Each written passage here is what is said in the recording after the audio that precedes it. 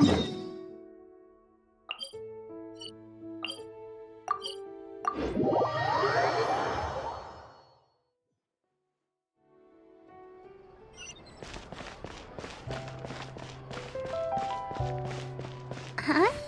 Do you also see Navia and Clorinde over there? They look like they might have run into some kind of trouble. Let's go check out what's going on! Exactly! But none of them believed me!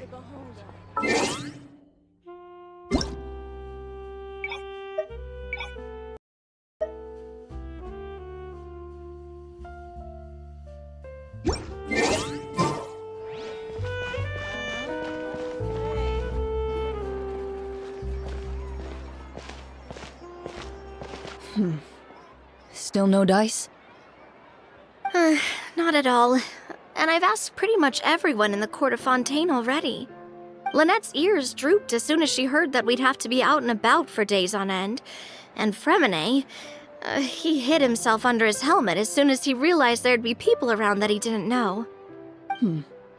What about Chiori and Charlotte? I feel like both of them would be more than up to it. I've asked them already, but they're both pretty busy right now. I just gave the members of the Spina a few days off, too, so I don't want to bother them either. This is getting pretty difficult. Navia, Clorinde, what's up? Oh my. Well, if it isn't my dear partners. How are you all doing? Huh. Navia? Huh?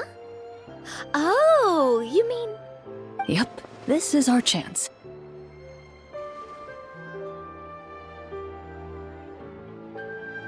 Do you need our help with something? Oh, precisely.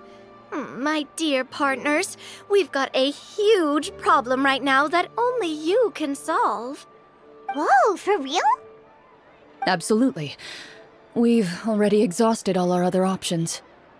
Traveler, Paimon, would you join us and play Marechaussee Hunter Judgment Day?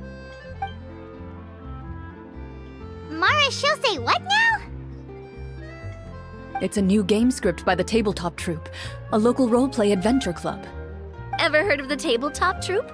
They put out games that allow you to participate in a story and roleplay characters with your friends.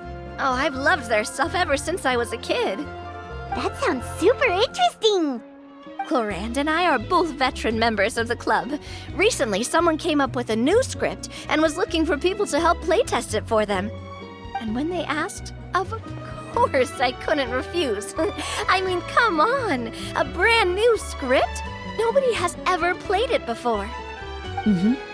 Generally speaking, scripts at that level of development have a lot of issues, but I think this one is pretty solid. The author obviously put a lot of work into the story, and the world building is also quite credible. Whoa, whoa, whoa! I know I was the one that handed you the script, but some of us haven't read it yet. No spoilers, please. Anyway, the script calls for a team of 4. Ah, yes. We're missing one final player right now. So, you're saying you'll help us out? I knew I could count on you, partner. Paimon and the Traveler are kind of a package deal. Is that okay? That's not a problem. I'll adjust the pace based on the actual number of players, and ensure that everyone has a good time. Well, Traveler, what do you think? Wanna play? Paimon will follow your lead. Well, that solves our problem. You have our thanks. Woohoo! I'll go grab the script manager from the club right away. The script manager? Didn't you just say that you gave Clorinde the script? The club introduced a completely new kind of gameplay for the script. In this iteration, the Game Master's version of the script is incomplete. The script manager provides the next part of the script only after players have completed the current list of objectives. On top of that, in order to increase player immersion, the club has created some of the story's sets and scenes in real life. We'll only know where we should go once the script manager reveals the starting location. Wow, you're right. Whoever wrote this script really did put in a lot of work. And it's got a real healthy amount of suspense, right? I mean, even the GM doesn't know how the story will end. I look forward to experiencing it with you all. Why don't you go meet up with the others first? They should all be waiting at Chioriya Boutique. I'll come over with the script manager as soon as I find them. Sounds good. Remember to always watch where you're going, and don't rush. You say that like I'm 6 years old or something. Let me think. What kind of character should I play this time? I just hope you'll pick up some useful skills this time. Oh, and stop trying to persuade every animal you come across.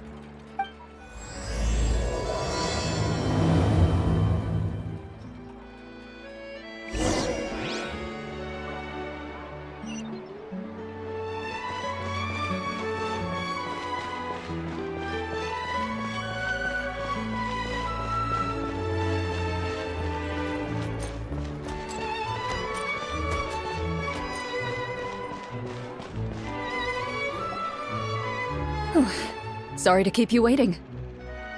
You're back! Huh? And you've got the Traveler and Paimon with you, too! What a pleasant surprise. I assume you'll be joining us for the game then?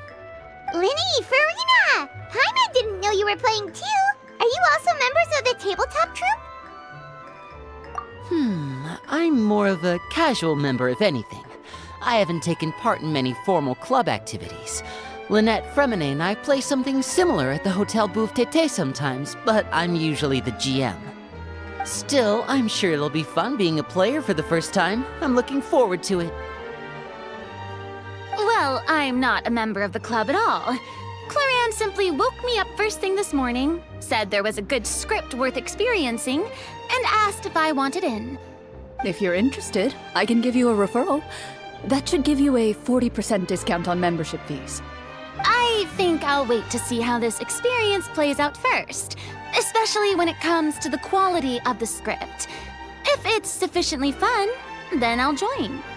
Do you participate in a lot of tabletop troupe activities, Clorinde? You could say that. She's actually one of the few senior game masters of the troupe. Right. I knew about that even when she was still my subordinate. It's nothing. Really, just a small hobby of mine. Wow. Hyman's so used to seeing you be all upstanding and intimidating as the champion duelist. It's kind of hard to imagine you role-playing with a bunch of friends. Surely you jest. I would never intentionally make things difficult for my players. I maintain a clear boundary between my professional and personal lives. The me you see at court represents the law and order of Fontaine. I put all personal feelings to the side and grant a fair duel to all who seek to defend their honor. But in my personal life, I'm just an ordinary person. Someone who feels anger and sadness, just like everyone else. Well, you say that, but for all the time I've known you, I don't think I've ever seen you cry. I've seen you get angry, sure, but now I'm wondering whether you were actually mad or if it just looked that way from the outside. I was probably in work mode during those times. Is that so? Well, in any case, I just feel like even in your personal life, you don't get emotional very often. So you want to see me cry? That might be a little difficult. A show of anger, though, that might be something I could accomplish. No, that's not what I meant.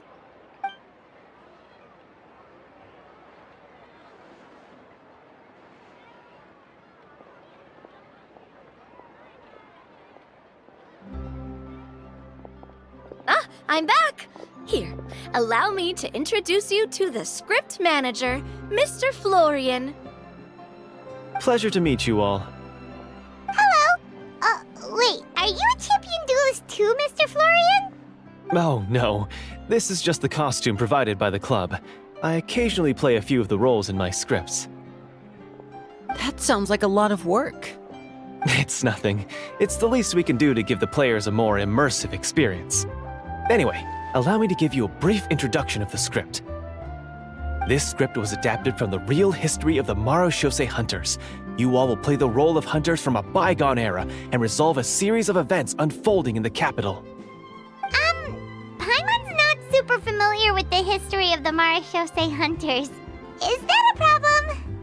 Oh, no problem at all. I can give you a brief rundown. So, basically, Marashose hunters were people who dedicated themselves to hunting monsters and protecting the city by using a special swordsmanship technique passed down over generations. Their story can be traced back to the ancient Remurian dynasty, as well as the first hunter, Cassiodor. But I'll leave the finer details for you to seek out and discover later. Mm-hmm. And I'll provide additional commentary as the story progresses. In that case, brave hunters, are you ready to set out on an unknown adventure? Whoa, just one sentence and it's like we're in the story already! Aha, I see many a determined gaze before me. Very well, head over to this location and begin your heroic journey. So, as we follow the story, it leads us to specific scenes? Ooh, sounds pretty innovative. What does the message in the envelope say? It's the exact location of the scene, as well as the formal permission to use the venue. Huh, seems like they have everything prepared. Please check all your belongings, everyone, and make sure you haven't forgotten anything. Once you're ready, please follow me to the designated location. Sounds good. Hunter Squad, move out!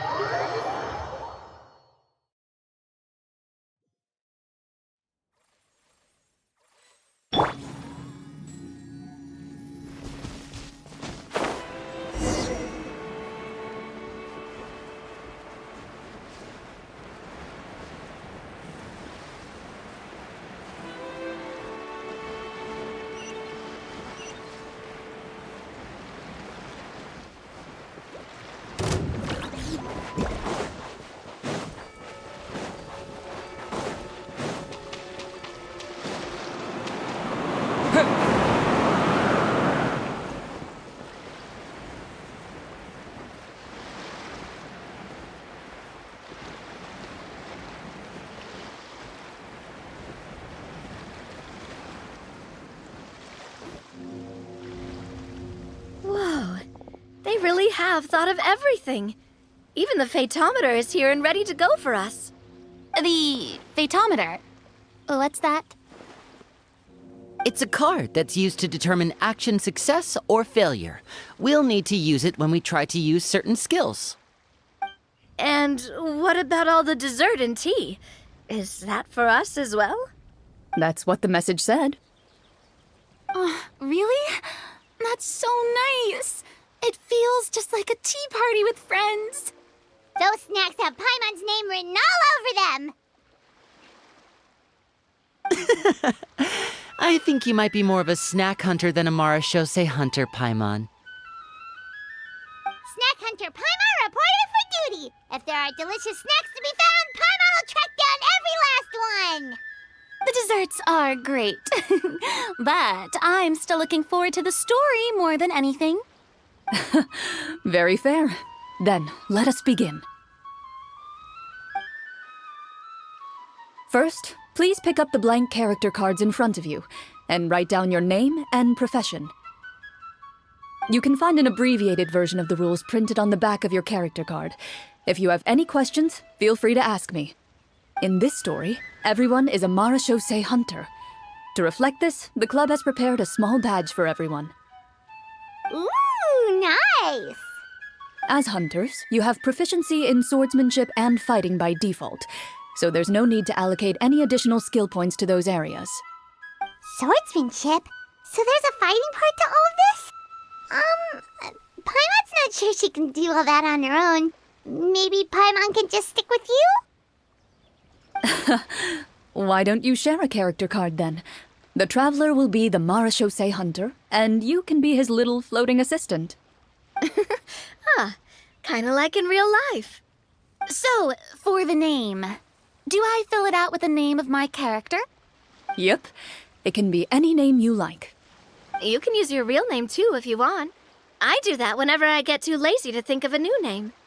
Oh, so it would be like experiencing a different life. but still as yourself. That's not a bad idea. In that case, I think I'll continue to use the name Linny then. Next up is the skill sheet. You have a limited amount of skill points that you can use to learn a number of skills. The more points you invest in a particular skill, the easier it will be to pass associated checks. I'll take persuasion and investigation. Those are must-haves when it comes to missions like these. Oh, those skills sound like they'd be useful for gathering intelligence. Good idea, Navia. Just as expected of a veteran player. So, should we also take those skills then? Not necessarily. Since we're working together as a team, we could leave the negotiations to Navia and use our skill points to pick up other useful skills. For example, I think I'll take stealth and sleight of hand. That will give us more options if we run into any situations we can't negotiate our way out of. Oh, interesting. I wasn't thinking about it like that. I suppose it's not so different from an acting troupe. Everyone has their own role to play. Let me see. I'll take arts and performance. I'm not quite sure what use they'll be, but I'm not as knowledgeable about the other skills, and I'm not too confident I'd be able to roleplay them well. Well, that leaves us. What do you want to learn, Traveler?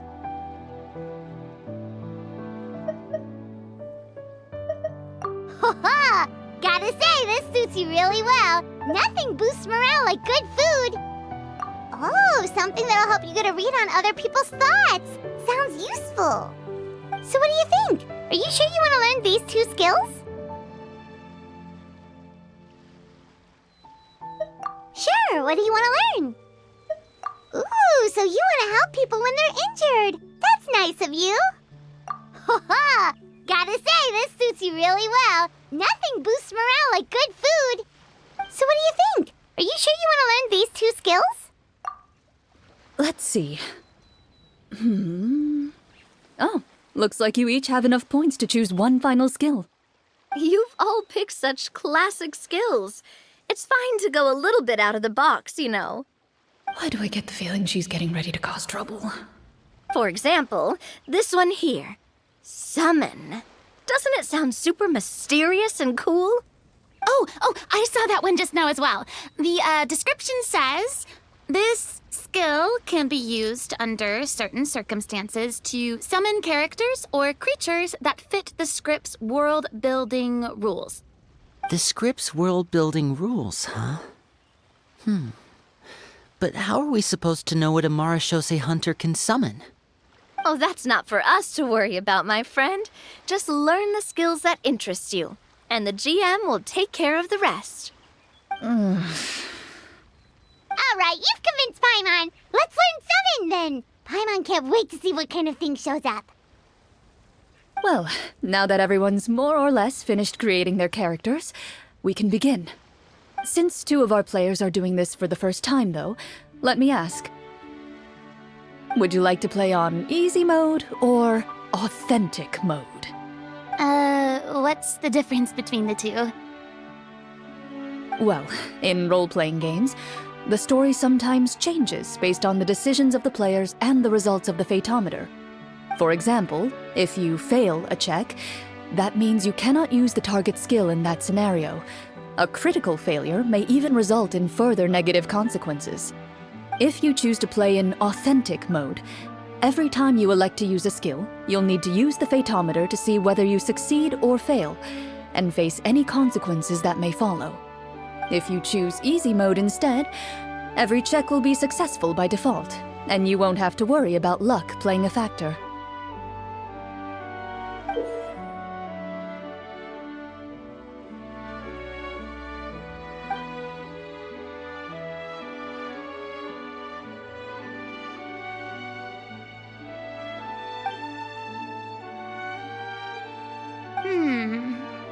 Given that I'd like to focus on the story, I suppose I should pick easy mode. I'd feel bad if I brought the team down by failing my checks. Huh? Oh, come on. Don't worry about that. RNG is the lifeblood of role-playing games. I'm going with authentic mode for sure. Never knowing what you might have to overcome. Ugh, doesn't that sound exciting? I'd rather be mentally prepared for what might happen. All right, then I'll mark down Farina for easy mode. All her checks will be successful by default. As usual, Navia and Linny will play on authentic mode. What about you, dear partner? How would you like to play? Are you sure? Trust me, you'll see the beauty of RNG. Honestly, I don't think Clorinde would make things too difficult for us, no matter what the Fatometer says. Isn't that right, Clorinde? No promises. That wasn't super reassuring. Well, anyway, enough talk. Let's get started. I want to experience at least a good chunk of the story today. Speaking of the story, why is the beginning scene on a beach? Well, that's because... a long time ago, back when human civilization was still in its infancy, powerful demons and evil sorcerers ruled over the land. They created a host of monsters and sent them to slaughter all humans in existence. Soon, a group of human rebels banded together. With their swords raised, they swore to brave the darkness, and in doing so, subdue each and every monster that sought their destruction. They became known as the Marechaussee Hunters.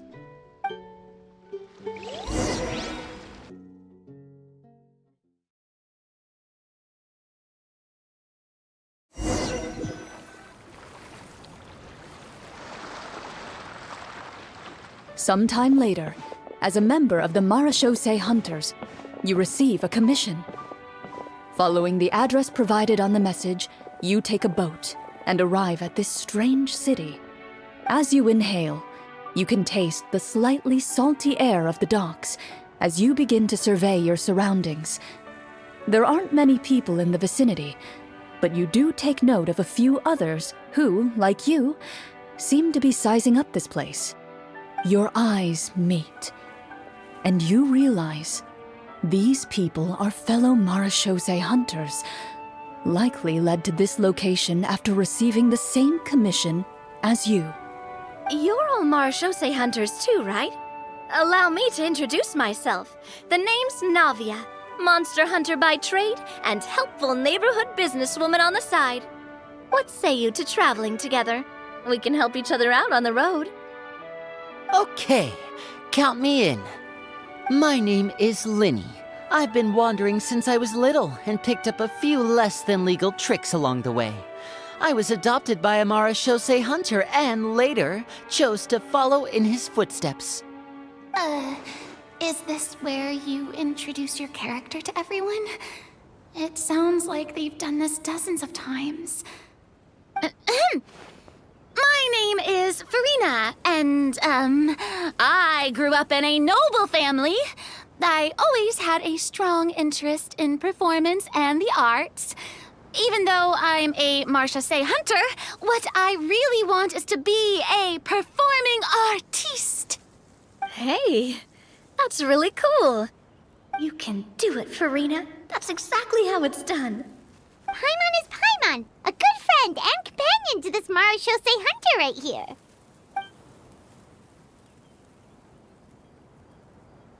I've been studying medicine ever since I was a child. I want to do my part to eradicate these monsters and use what I've learned to heal others. Oh, welcome, welcome. When we face the monsters, I'll make sure to charge in front to give everyone some cover. You can take care of the healing at the back. You open your envelopes at the same time. The message reads, "To the honorable and trustworthy Marechaussee Hunters, our kingdom is currently facing a grave crisis. The lands outside the capital have been overtaken by monsters, and our people are being led astray by forces of wickedness. We beseech you, please help us resolve this crisis and return peace and stability to our home." Huh. The layout of this city looks super familiar. It kind of reminds Paimon of Mondstadt. The scriptwriter must have used a real-world city as a reference when coming up with the map. As experienced hunters, the layout of the city reminds you of places once traveled. You recall the sight of tree-lined streets and the gentle tranquility of days gone by. Yet, as you regard the city in front of you, it appears to be little more than an empty shell. Its hollow gates are open to you, beckoning you to come forth and bring salvation back to the town. I carefully read every line of the letter and turn my attention to the signatures at the bottom. Who issued this commission to us? You see a long string of unfamiliar names. It would seem that many of the residents of the city issued this commission together. They sensed that things were not right within the kingdom and sent a distress signal to the outside world. In that case, why don't we take a walk around the city and see if we can learn anything from the local residents? Oh, good idea. We might be able to get some leads on the monsters and bad guys we're after. You look up and see a tavern nearby. It appears to be open for the day. Why don't we go check out that tavern? If the novels I've read are anything to go by, taverns are usually full of information.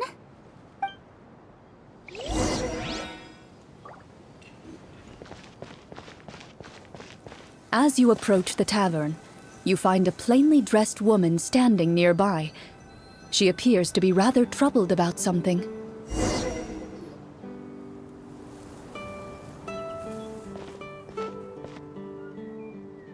Greetings, friend. Lovely weather we're having today, don't you think? Oh, hello. I suppose you're right. The weather today is quite lovely. If only those monsters out there would stop causing trouble. It seems like every character included in the script has a certain amount of useful information to offer. If we keep asking questions, we might be able to get some good leads. Oh, come now, don't be sad. Life is all about optimism. Oh, that reminds me. What did you have for breakfast this morning? Huh? I don't think that's the kind of question we're supposed to ask. Nothing turns a frown upside down like good food.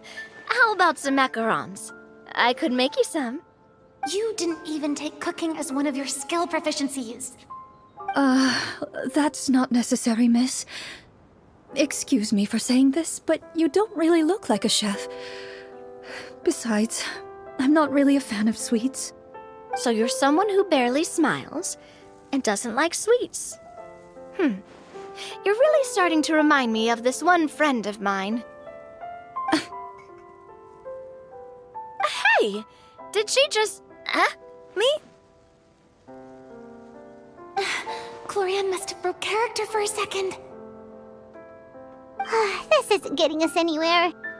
Traveler, maybe you can think of something.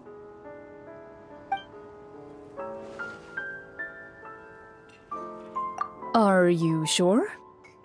In that case, please refer to the phaedometer.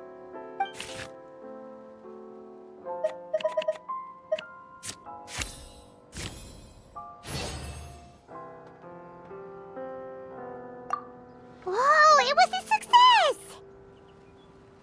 You remain silent as you prepare a pot and fire to use for cooking. The woman stares at you with her mouth agape as you skillfully cut the ingredients and toss them into the pot. After some time, a rich aroma begins to fill the air. Even a passing cat can't help but stop in its tracks and look up in anticipation. Please have some food. Who knows, maybe you'll feel better after eating something delicious. Whoa, that's amazing.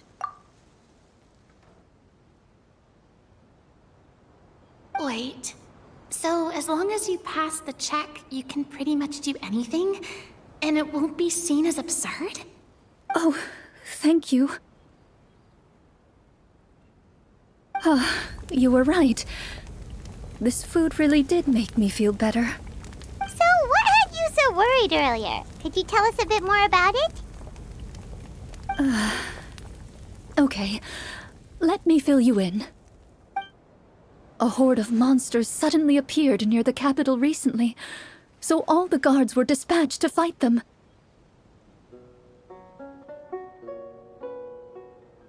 Do you remember when those monsters appeared? I'm not completely sure. All I know is that my husband was dispatched to fight them 3 days ago. Do you know where he was sent?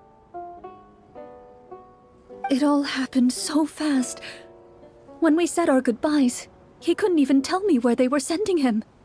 You have our thanks, friend. We'll find and defeat those monsters as soon as possible. We sincerely hope your husband will be able to return to your side soon. Oh, thank you. Don't worry.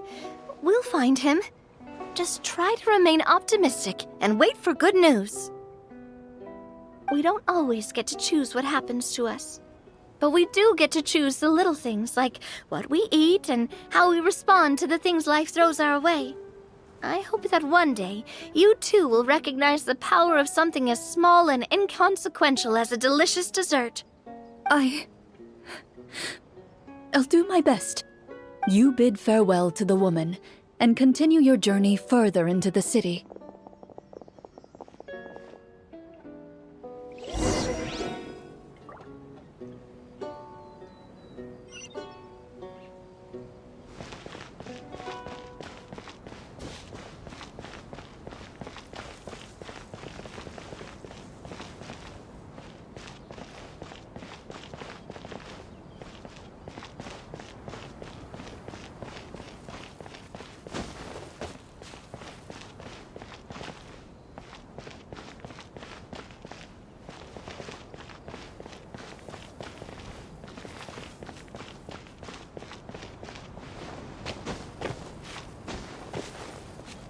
It doesn't seem like there's any information to be gained from the area up ahead.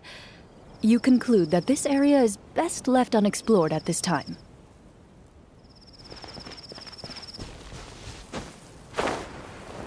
It doesn't seem like there's any information to be gained from the area up ahead. You conclude that this area is best left unexplored at this time.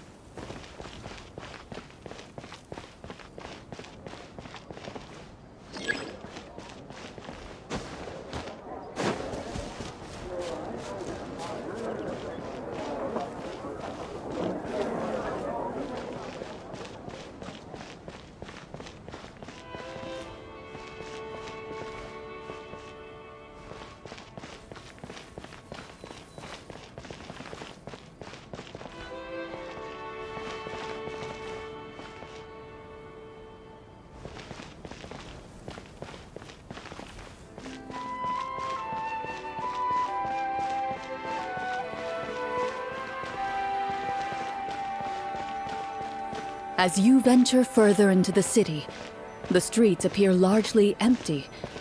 An elderly woman walks past. You see her shake her head as she puts away her wrinkled wallet. A nearby merchant folds his arms and gives you a disdainful look. You get the impression that he's someone who has long gotten used to the sight before him.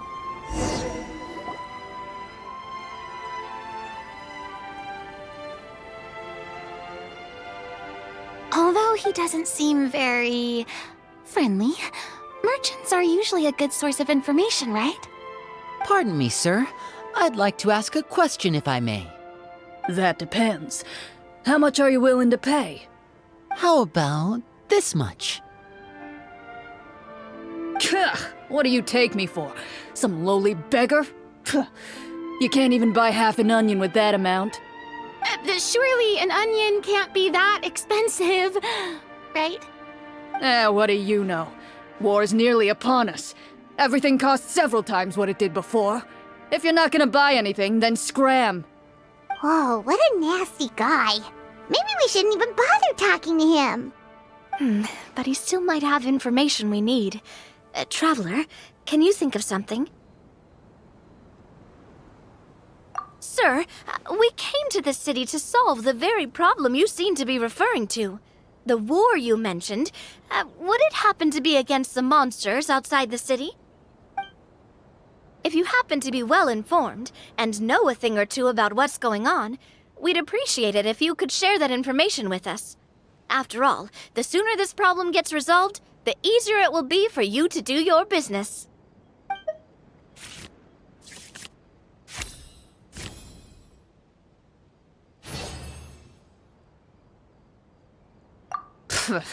Well, things are basically as you said, young lady. Those monsters are camped outside the city, and they've been destroying all our trade routes.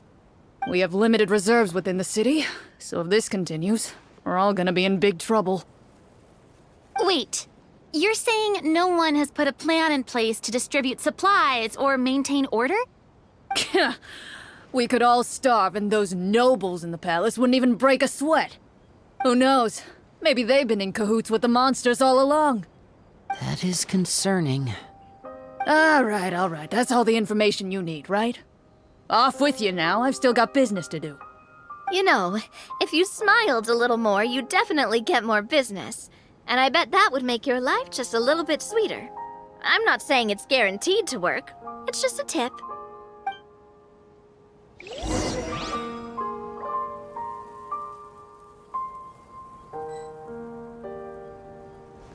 Should we try to go somewhere with more people? Oh, how about the city square? Follow me.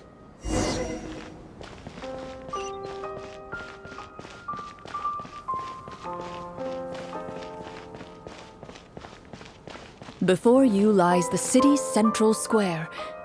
You see a man with a slightly anxious look on his face, pacing back and forth, his head hanging low. He doesn't seem to notice your approach. Still immersed in his own thoughts, he shakes his head and lets out a long sigh. This guy seems promising enough. Maybe I can get some information out of him. Hello, sir. Is there anything I can do to help you? Wait, you're... I'm... Oh, dear goodness! You're a Marechaussee hunter! You recognize us? Ah, are you one of the people who wrote the commission letter? Yes! Oh, I didn't expect you to actually come! Oh, what great news! The city is saved! What happened here? Alas, we once lived comfortable, carefree lives. This city used to be free of monsters. The first Marechaussee hunter, Casiodor, the Golden Hunter, he was the one who drove them back.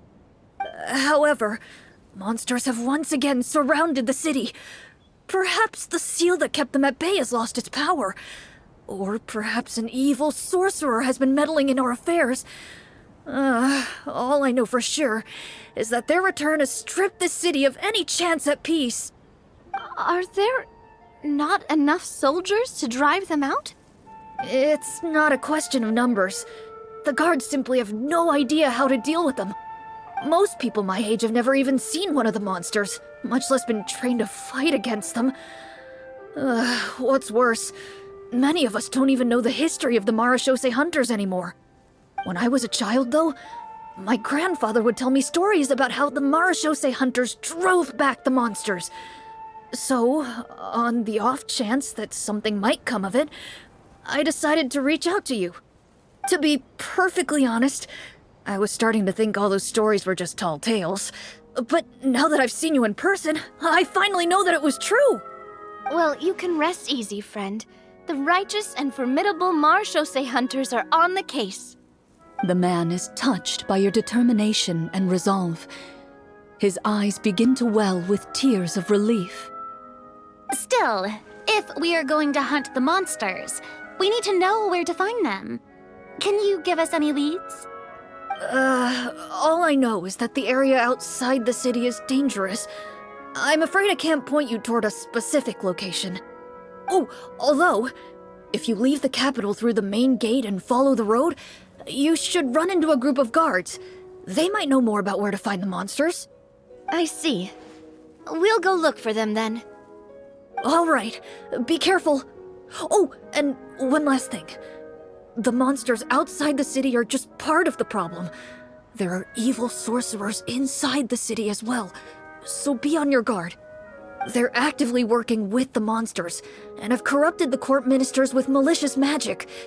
They're the reason why, even inside the city, everything has been a giant mess. Even one of our kindest ministers has turned into a boorish and unreasonable figure, interested in nothing but enacting laws that exploit the people. Who knows how much longer we'll be able to go on like this. Talk about being stuck between a rock and a hard place. I feel bad for him. Maybe we should try to cheer him up? Huh? Like, now? Is this really the right time? I appreciate your kindness, but for now, it's more important to focus on the crisis at hand. Brave hunters, I leave the future of this kingdom to you.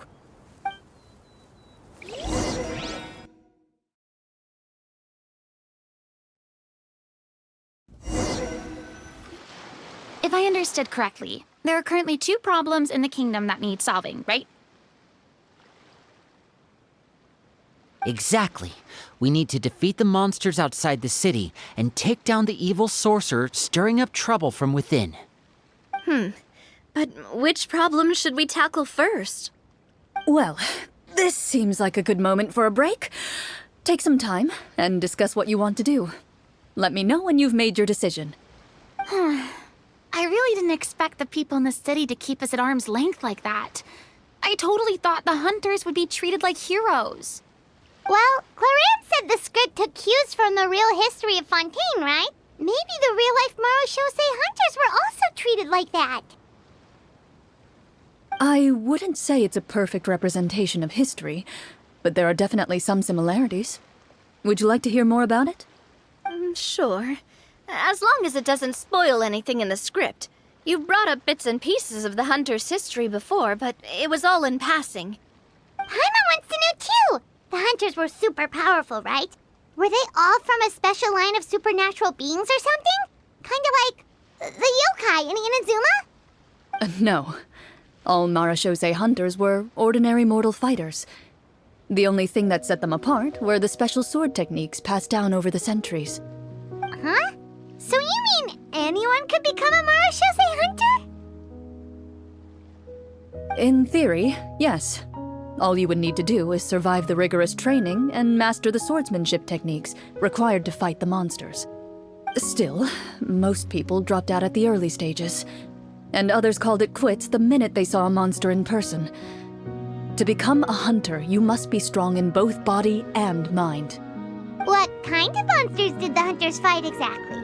Oh, and the evil sorcerer the script mentions. Did they exist in real life too? The land of Fontaine once played host to an ancient dynasty known as Remuria. After that dynasty fell, monsters began to appear, intent on obstructing humans from establishing a new social order. One of the ancient sorcerers of Remuria used his power to assemble a formidable army of golems. He sought to use that force to establish himself as king. Now wait a second. Don't tell me that guy was the inspiration for the evil sorcerer in the script. We still haven't found any in-game information on him yet. So, why don't you talk about someone else for now? Well, I wasn't planning on going into anything you might be able to find out in the game. But if you want me to talk about something else, then... How about Casiodor, the Golden Hunter? Or Egeria, the ex-Hydro Archon? Wait, but those people are all from a super long time ago. Where did you learn all this, Clorinde? From my master.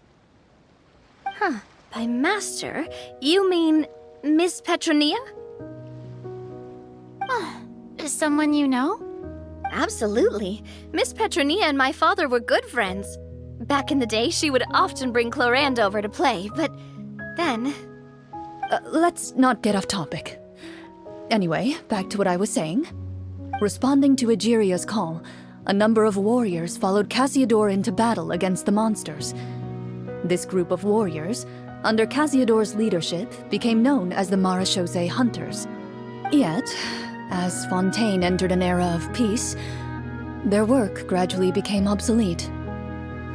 The Marechaussee Phantom, originally an association made up of hunters, eventually came to be predominantly comprised of Melusines. Ah, I see. That explains why most of the people in the script have forgotten the hunters or think of them as nothing more than a legend. Is that really a bad thing, though? It can get tough always being the one shouldering everyone's expectations. Depends on who you ask, I suppose. If the name of the organization no longer commands respect, investigative work is bound to suffer. Speaking of investigations, which problem should we tackle first? Monsters or evil sorcerer? I vote monsters. That's the main duty of the hunters, right? We can come back to the sorcerer later. Well said, Miss Farina. Plus, if the sorcerers really are the masterminds behind this whole thing, defeating the monsters could give us some clues on their intentions as well. What about you, partner? What do you think? I mean, you're not wrong. But those characters are usually the ones pulling the strings behind the scenes. More often than not, they're very formidable opponents. Going after them now might be jumping the gun a little bit. We don't want a total party kill on the first day, right? With Clorinde as the GM, I wouldn't rule out the possibility. Then it's settled. Let's go hunt some monsters. All right. After some discussion, you decide to turn around and head out of the city.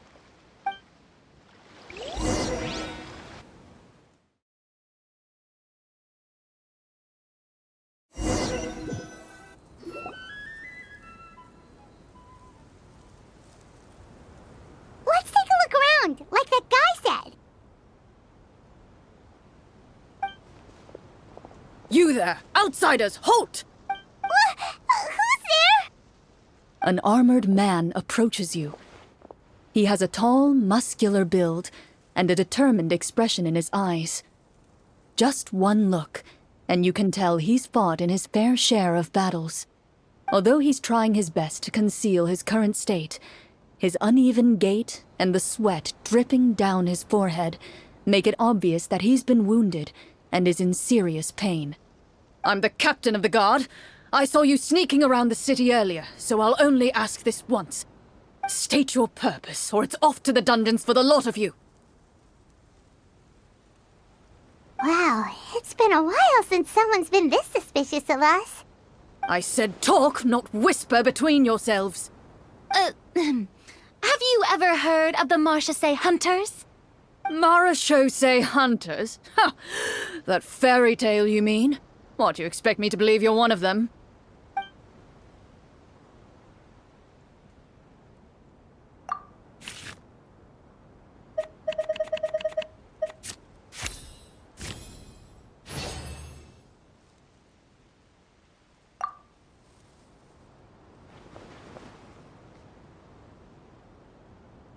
Using your knowledge of medicine, you're able to deduce that the injury on his calf was a monster's doing, and the wound has already begun to fester.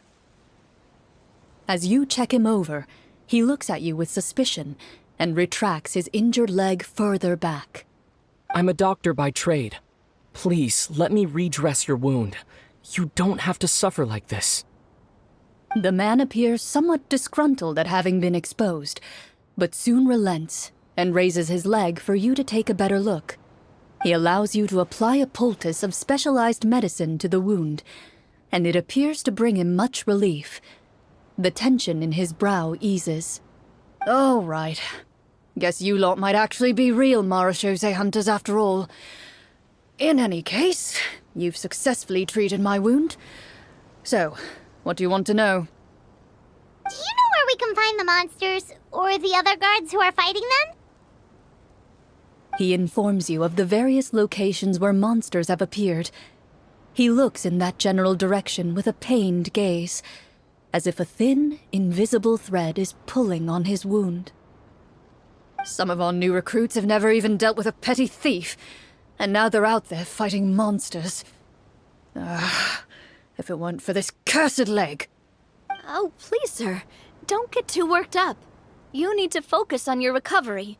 Just leave the monsters to us. We're marechaussee hunters, after all. Hearing you say that, a glimmer of hope flashes in his eyes. But it disappears almost as quickly as it came. Those monsters aren't easy to deal with. But if you insist on going, I won't stop you either. I just hope all the guards will be able to come back to their families alive. I wish you the best of luck.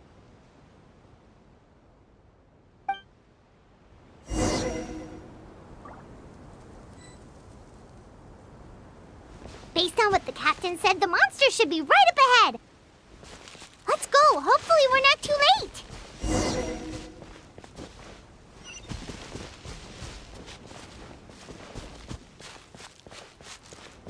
As you approach the battlefield, you see numerous people lying by the side of the road. They appear to be dressed like guards. Their faces are filled with desperation and terror. Some are screaming and cursing in vain, as if still trying to banish the monstrosities they saw from their minds.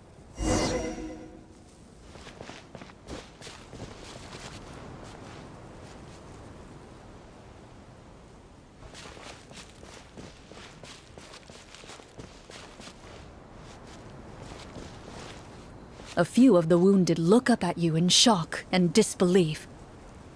"Quick, leave this place! Turn around and don't look back!" they yell.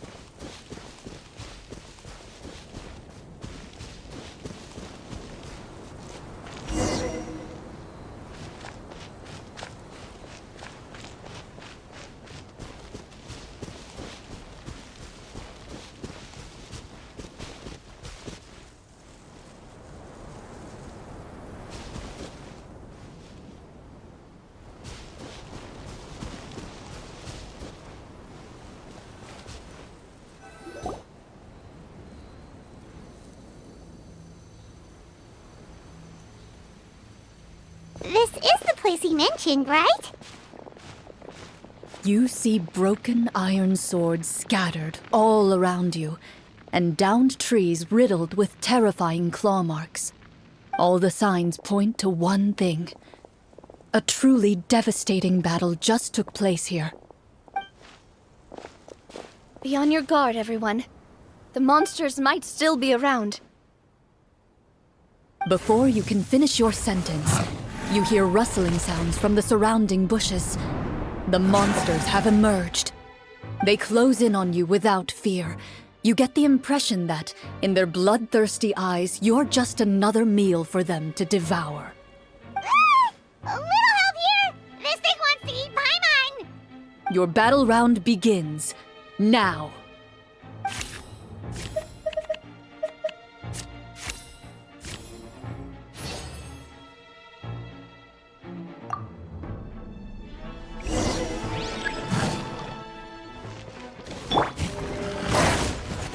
Yoo-hoo! Let the world collide! Germinate! Scatter!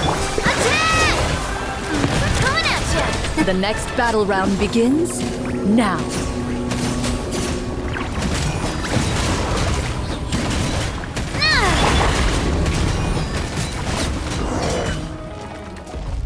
The monsters let out a terrifying roar of anger and resentment before dissipating into thin air.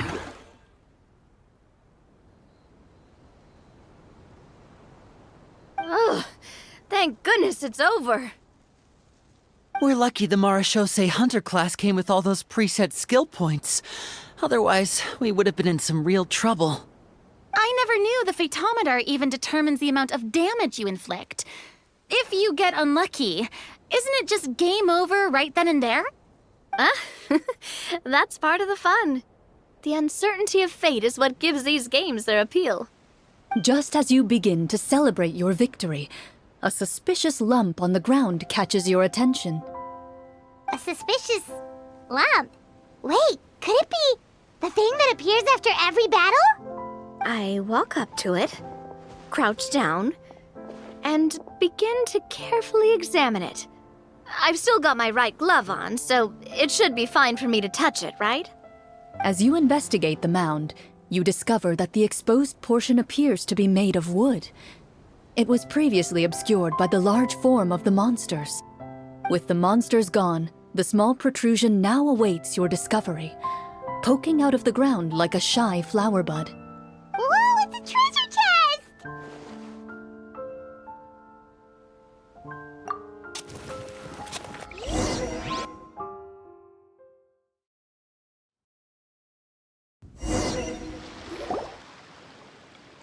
With everyone's help, you successfully excavate the wooden chest from the ground. Even without opening it, you can tell from the mora and jewels scattered around the chest that it must contain quite the fortune. Makes sense. We worked hard for this. Let's open it and we can share what's inside. I can understand your excitement, Paimon, but think about it. Doesn't it seem like there are people out there who need this treasure more than us? Yeah. Think about all the people suffering in the capital, or all those guards who got hurt fighting the monsters. Wouldn't it be better if we gave the treasure to them? Wait, is that how it works?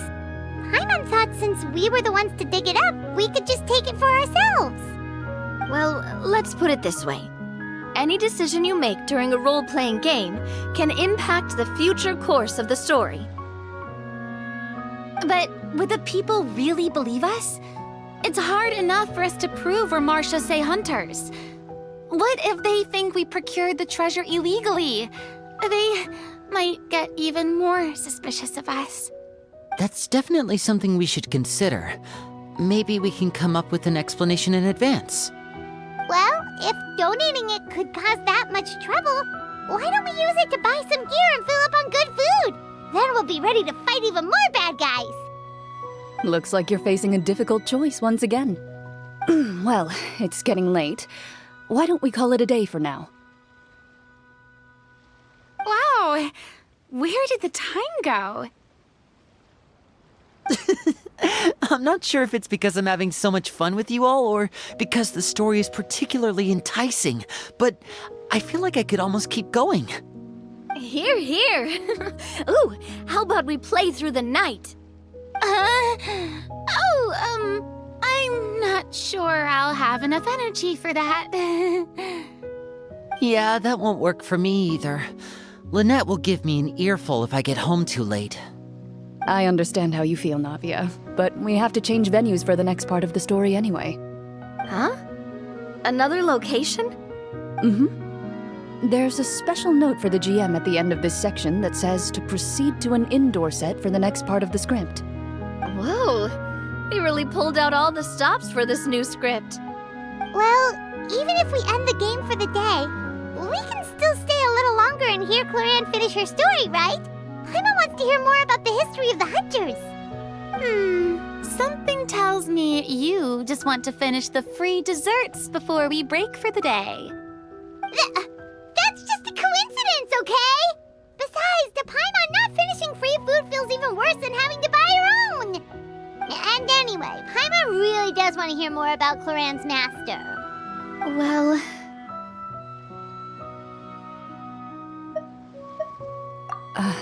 It's nothing. I appreciate the concern, but it's all in the past. It won't do any harm to share these things now.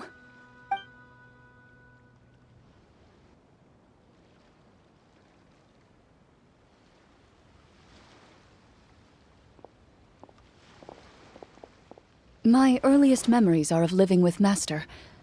According to her, she saved me from certain people of ill repute. My birth parents had left me behind some time before that. What a heavy beginning for a life story. Master was a fascinating individual. if inexperienced in the ways of raising children. My first ever toy was a short sword. Although I suppose it wasn't so much a toy as something Master removed from her waist and handed to a noisy child in need of distraction. Oh, wait, so she handed an actual sword to a child? Isn't that dangerous? Did you hurt yourself? Of course I did. I cut my palm and bled quite a lot. But Master was not concerned. She just stood there and casually lectured me about it. "See, that's what you get for not holding the sword properly," she told me. She then crouched down next to me and said, "Give me your hand. I'll teach you to bandage this wound. After that, it's time to learn how to truly hold a blade." Excuse me for asking this, Clorinde, but how old were you exactly when all this happened? Probably around, 3, give or take. 3? Isn't that when most kids are still struggling to hold a fork? As I said, Master was rather inexperienced in the ways of raising children. She believed trial and error was the best way to teach a child what they're capable of. I'm not so sure this is a question of experience. I didn't see anything wrong with her ways at the time. And anyway, children don't get to choose how they're raised.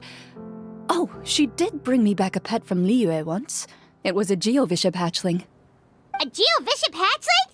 For a pet? That seems even more dangerous. What she said was this: "Make sure to get along, you two. If you really can't agree on something, just settle it with a fight. Whoever loses is the real pet."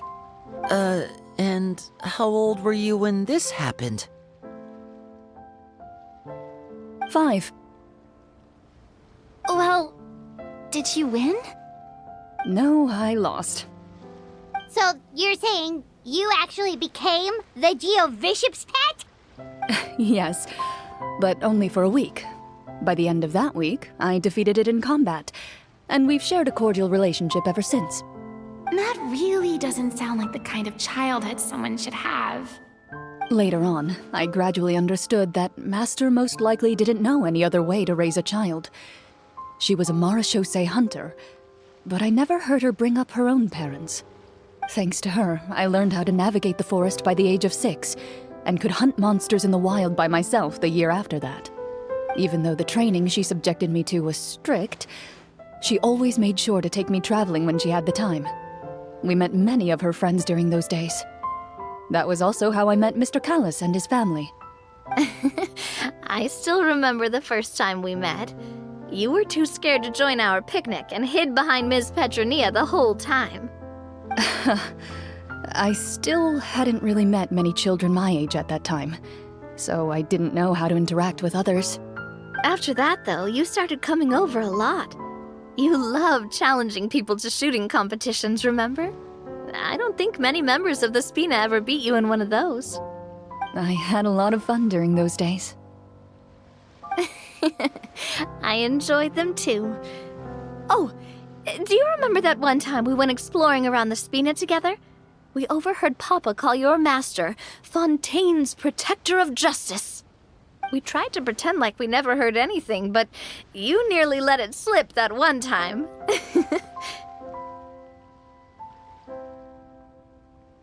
Protector of Justice? Oh, wait, you mean that vigilante hero from 20 years ago? The one who was always active at night? Yep, that would be her. She often would put on a black cloak and go out at night. I never knew where she went or what she was doing. Until, like Navia said, we overheard the truth from Mr. Callis that night. 20 years ago, huh? I still remember the guards leaving all kinds of witness reports about her on Nervalette's desk. My apologies. Oh, there's no need to apologize. You had nothing to do with it. And anyway, everything she did was for a good cause. Although, calling herself the Protector of Order was a bit much. Especially when she deliberately operated outside the law. Huh? When did the Protector of Justice become the Protector of Order? Oh, she had a bunch of code names. I heard she would just come up with a name on the spot whenever she was asked. Later on, she probably got sick of answering those questions and decided to stick to just two. The protector of justice and the protector of order. That sounds like her, all right. I bet she forgot which of the two she'd use by the time she got back each night. Well, she certainly sounds like a fascinating individual. With her strong sense of justice, it's no surprise her student followed in her footsteps. It's true. I always wanted to become like her. Someone powerful, independent, and with a strong sense of conviction. But...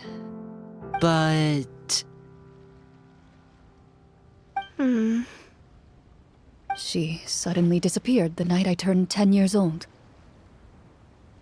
Disappeared? What happened? I have no idea. She didn't even leave a note. I was never able to find out where she went. That night, I was celebrating my birthday at Navia's house. But Master never came to pick me up. When I returned home on my own, it was to an empty house. When she still didn't appear after a few days, I went to Mr. Callis's house to ask about her whereabouts. But he only shook his head. Papa probably didn't know either. I know he sent a few people to investigate the matter in secret, but they never found any credible leads. Don't worry, I understand.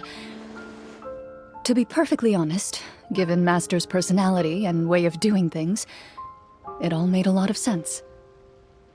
If I had to guess, I'd say she probably used it as an opportunity to force me to become independent. Just like how, when a litter of kittens reaches a certain age, the mother willingly leaves them behind. Were you upset, Clorinde?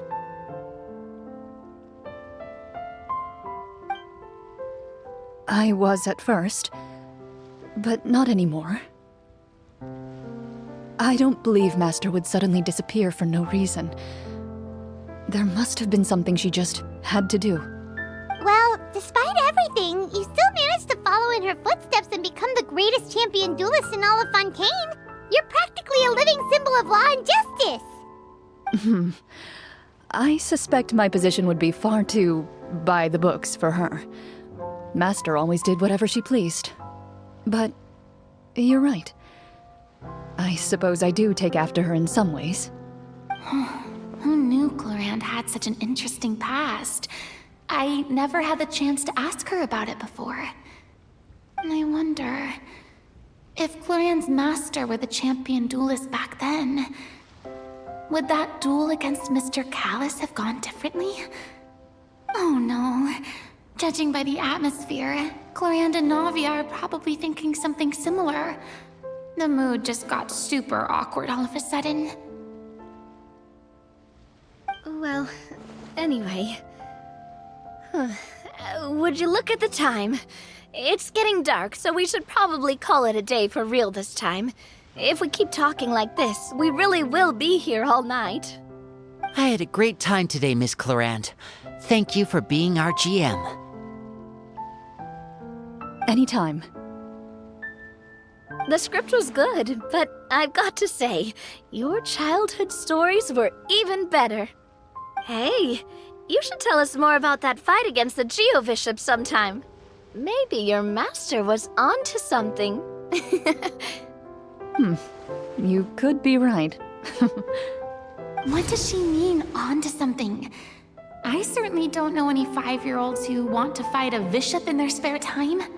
Guess I'll head back as well. I need to save my energy if I want to continue enjoying the story tomorrow. You're that excited to hear about my fight with the bishop? I was talking about the script.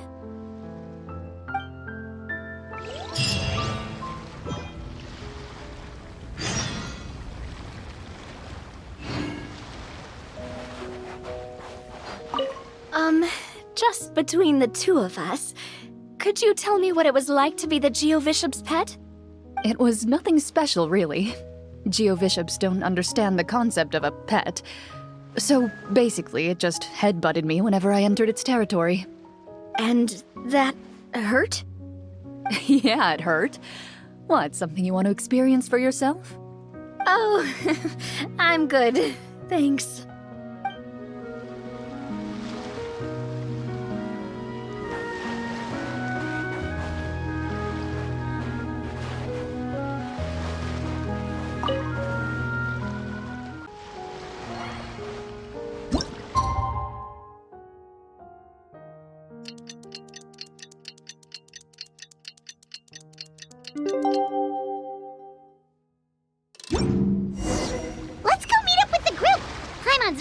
looking forward to today's story.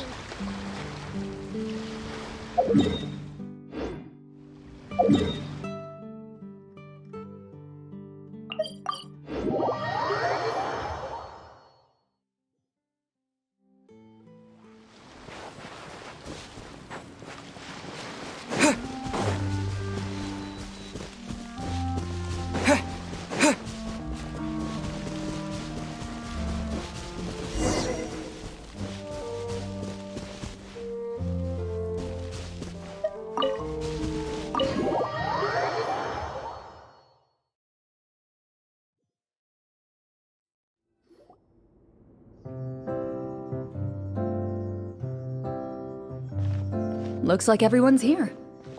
Now, before we begin, why don't we finish where we left off yesterday? There was an important decision to be made, yes? I'll pour everyone a cup of tea. Is that really the most important part, though, Clorinde? Paimon's more concerned about our current surroundings. Heavy walls, cold railings, dim lights. This is obviously supposed to be a prison. I admire the work put into the set. Still, it's obvious the scriptwriter has never paid a visit to the fortress of Meripede. So the set is going to be a part of the script? Unfortunately, that is something I can neither confirm nor deny. Anyone think Clorinde's smile is starting to look kinda scary? Well, whatever happens, we'll just have to push on. But first, we should really figure out what to do with this treasure. If we're worried about arousing suspicion because of our identity, why don't we give ourselves a different name, just like Clorinde's master did? Yeah, it might be better to keep a low profile. As long as we're helping people, it doesn't matter who we are or what we're called. Staring at me won't get you anywhere. Or did you want some more tea? Oh, Paimon's good. Thanks. Why aren't you saying anything, Navia? Wait, what's that next to you? Oh, this is the short sword Clorinde mentioned last night. I found it. Huh. I'm surprised you managed to track it down after all this time. Well, I made sure to take good care of it, considering the circumstances in which you gave it to me. Of course I had to keep it safe. Anyway, where were we? Oh, right. I was just thinking about all the potential ways for us to break out of prison. We could dig a tunnel, or try to bribe the guards. Wait, we haven't been thrown into prison yet, have we? Well, it's only a matter of time. It pays to be prepared. Just like how you should always have an umbrella on hand, even when it's sunny. Alright, Paimon's made up her mind. Let's just give the treasure away. Paimon may have wanted to keep it, but if it's going to land us in prison somehow, Paimon will be too upset to enjoy her snacks. So, you reached an agreement? All right then, we can continue with the story. Oh, and we'll collect all the scattered pieces of treasure on the ground as well. All right. You collect the treasure and make your way back to the capital with your bag of loot in hand.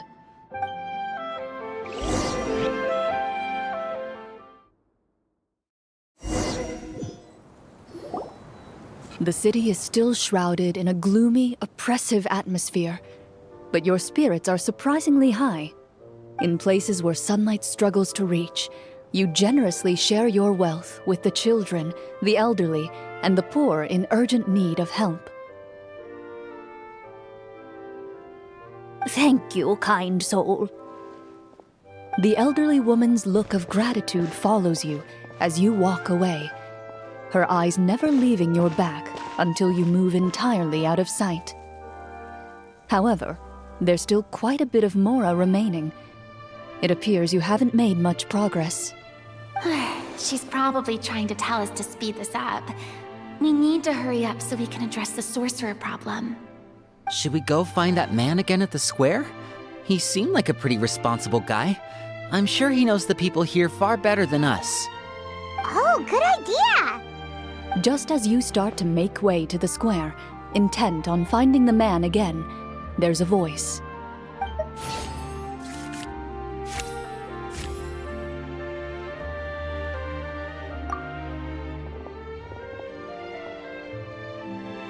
Please wait, distinguished guests.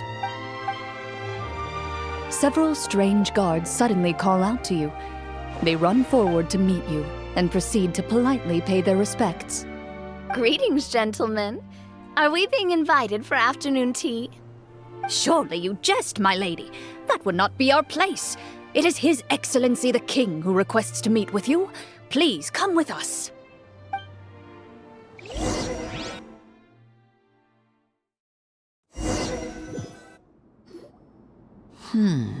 Do you think this could be a trap?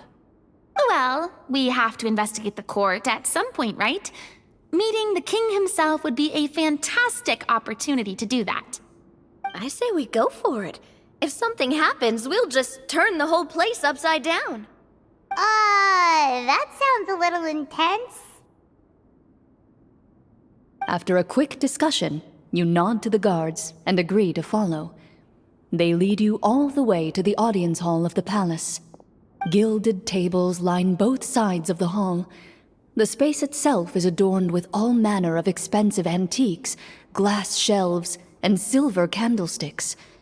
The items appear quite ordinary in size and dimension, yet their presence somehow makes the emptiness of the hall feel even more surreal and ominous. Wow, it's so luxurious! The elderly king, clad in a magnificent robe, sits upon the deep crimson throne before you. He wears above his head a majestic crown, with a gemstone the size of a bird's egg set right at the very front. As you observe it, you see a complex pattern of light reflect off its surface. They're here, Your Majesty. A man dressed in dark clothes, likely a minister, shields his mouth with his hands and bends down to whisper a few words to the king. After a moment, he lowers his hands and stands back up. His gaze shifts to fixate on your group, but he does not move from his place at the king's side. The king does not appear entirely aware of his surroundings. The man by his side, though. We should keep a close eye on him. The king remains still and says nothing.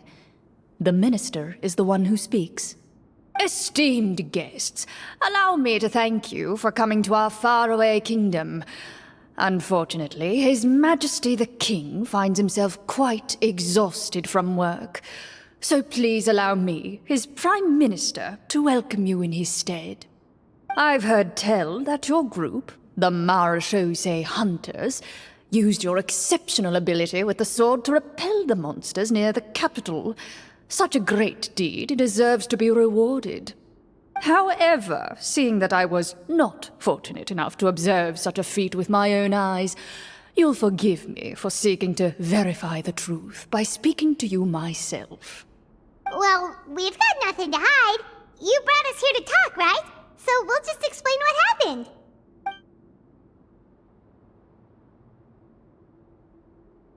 The golem's blades were so powerful, they could cut down trees in a single swipe. It took a lot of effort to defeat them, even for trained swordsmen like us. Well, there was enough details, right? Believe us now? Your account does indeed match those of the survivors. Since you were the ones who defeated the monsters, that must mean you are also in possession of the treasure they stole?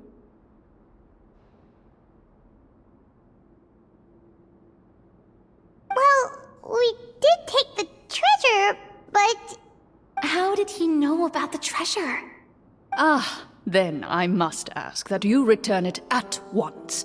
It belongs to the kingdom. Wait, but didn't you just say that our great deed deserved a reward? Shouldn't the treasure be considered a part of that? Yes, that was indeed what I said.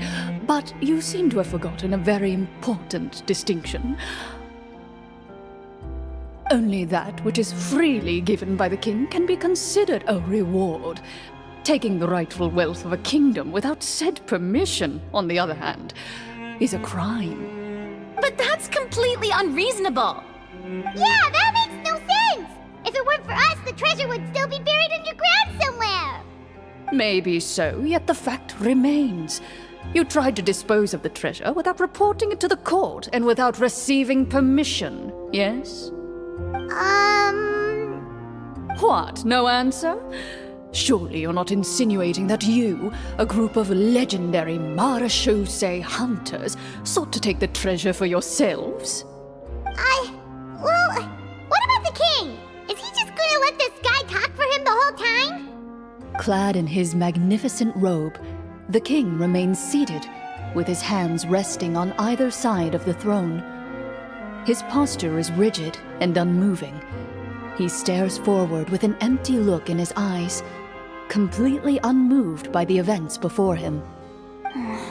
From the look of things, could the Prime Minister be the evil sorcerer? Or could both the King and the Prime Minister have fallen under the evil sorcerer's control? I would like to observe the number of guards stationed in the hall. The guards in the palace appear fully armed, their expressions solemn. Sensing the tense atmosphere in the room, they stand at the ready, each with a hand placed upon the hilt of their sword, as if prepared to draw their weapons and surround you at a moment's notice. Well, there goes my plan to turn the whole place upside down, I guess. It appears we've been visited by nothing more than a group of ill-intentioned imposters. What a pity. Guards, take them away and throw them in the dungeons. Before I decide your fate, however, I must first determine whether you have any accomplices outside the court. Can't we try to slip away? Or maybe start some kind of riot? But if we try to fight the guards right now... Don't worry. At least we figured out who's behind all this. Let's just play it by ear. If you're scared, Paimon, just hold my hand. Thanks, you guys.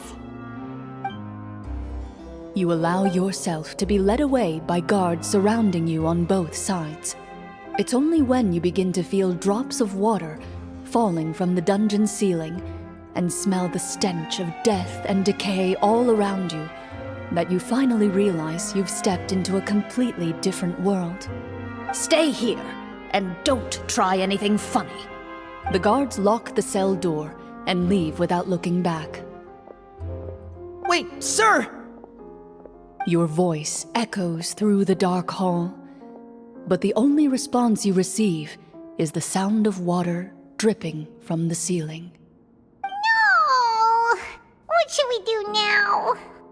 Carve out a new path of fate with our own two hands, of course. I draw my weapon. You reach toward your waist, but find nothing there. You now recall that your weapons were confiscated before the guards locked you in the cell. The bag of treasure along with them. What about that knife I hid in my boot? When did you hide it in there? When I was thinking about digging a tunnel. Rejected. You failed to inform the GM of this course of action. Moreover, the guards would have conducted a thorough search before throwing you in prison. And the keys to the cell aren't anywhere to be seen? Correct. You don't even feel a lock hole on the cell door. Oh, well, there goes all our plans. Indeed. Huh? Why are you the one saying indeed? Because that statement holds true for me as well. This is where the script ends. What? But that's a terrible ending!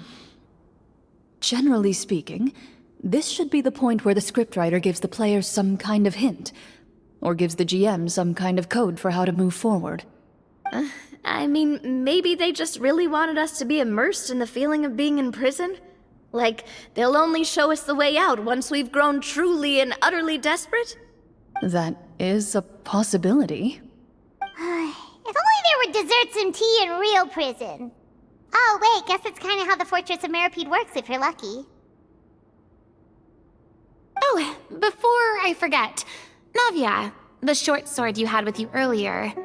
I took a closer look, and the craftsmanship doesn't appear to resemble anything from this era. If I remember correctly, that style was last in vogue several hundred years ago. Wait, Clorinde said that sword used to belong to her master, right? Does that mean her master has been alive that long? I doubt it. The way she went about things often made her seem childish more than anything. I'd say the sword was most likely an heirloom passed down over time. Hang on. A precious heirloom passed down to you by your master. And you gave it to me just like that? You weren't worried I might lose it? Master left many things to me when she disappeared. There was the sword, an old key, and a good amount of junk she probably just didn't want to take with her. I gave you the sword back then, because I didn't want our friendship to end. Wait, when did this happen exactly? After the duel. Between Mr. Callis and myself. Before that, Clorinde would have meals with us and even stay over at the Spina some days. She was on great terms with Papa as well. After the duel, though, there was a period of time where we simply didn't know how to face each other. She entrusted this sword to me, and never came back. We were both sad, and conflicted, and totally overthinking everything as a result. Whenever I looked at this sword, I couldn't help but wonder if Miss Petronia had never introduced us to each other at that picnic. Maybe part of the sadness I was feeling could have been avoided. Back then, it felt like I hadn't just lost a father, but a close friend as well. No one can change the past. The most important thing is that you two found your way back to each other and can enjoy things like this together. Yep, you're right. I'm sorry, you two. I didn't mean to bring up any sad memories. Think nothing of it. No one here is at fault.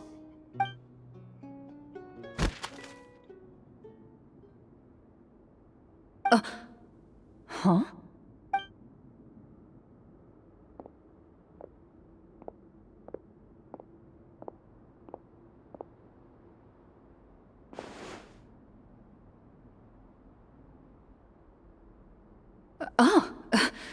Looks like the next part of our script is here. Perfect timing. The situation was really starting to get desperate. And not just because of the prison thing. From Clorinde's face, I really can't tell if it's good news or bad news.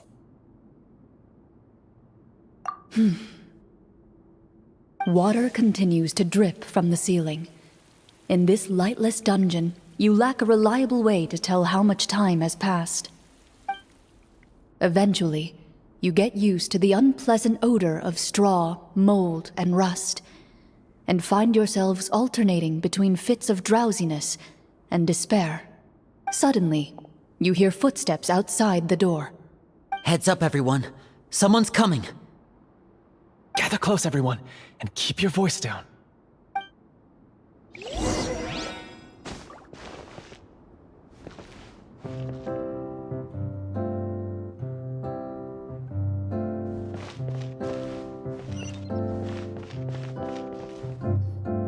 Who are you?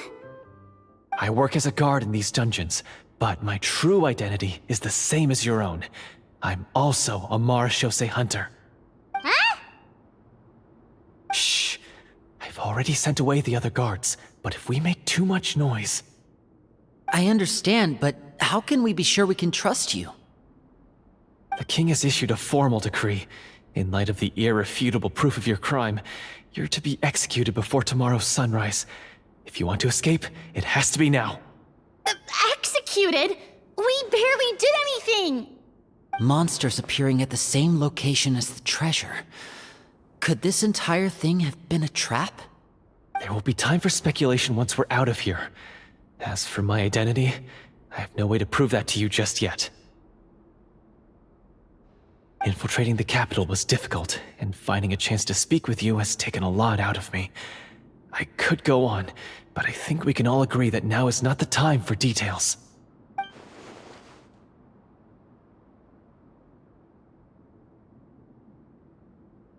Have you seen our weapons anywhere, sir? Don't worry, I brought them with me. They're just behind the door. Still, these weapons alone won't be enough to defeat the true enemy behind the scenes. His faction is too powerful. The guards are all under his control, and he's even stationed a number of golems in various rooms throughout the palace. To defeat him, you must find a secret vault.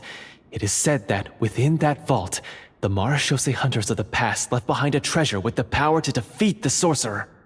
You're not coming with us? No, I'll remain in the dungeons to deal with the guards. I'll try my best to distract them so they don't go after you. As long as my identity is not revealed, I'll be able to aid you when the final battle comes. In that case, please stay safe. Thank you for your concern. I will do my utmost. As for the location of the vault, here, this map should lead you there.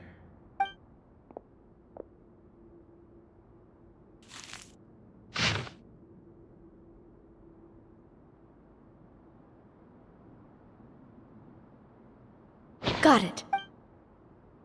All right, once I open the door, remember to stick close and refrain from making any noise. I'll lead you out of here as quickly as possible. You now have the chance to restore the honor and legacy of the Marechaussee hunters. So please, get out there and reclaim what's ours. And be sure to exercise caution. With the help of the guard, you successfully escape the dungeons. Your sense of despair and anxiety both seem to fade as you continue your quest.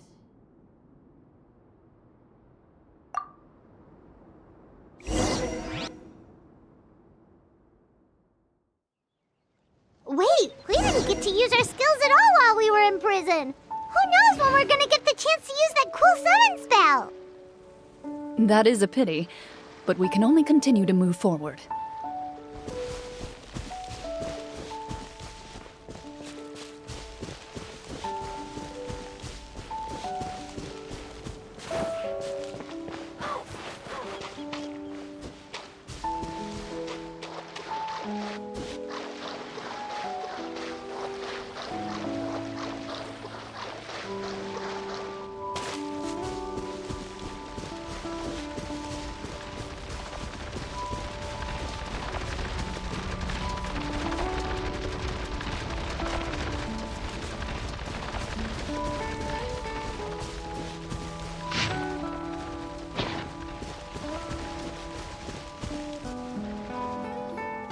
This should be the place marked on the map.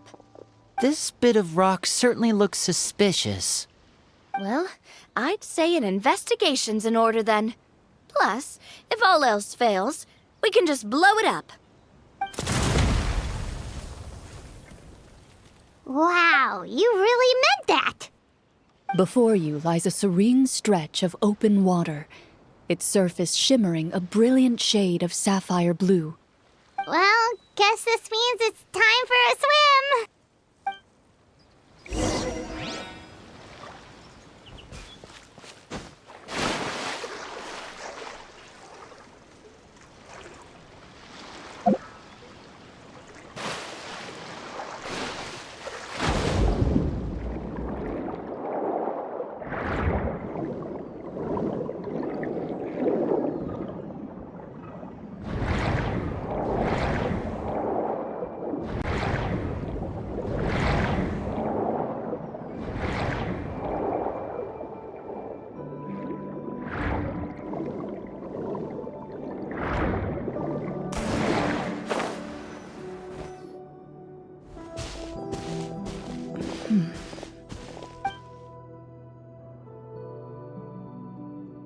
What's the matter?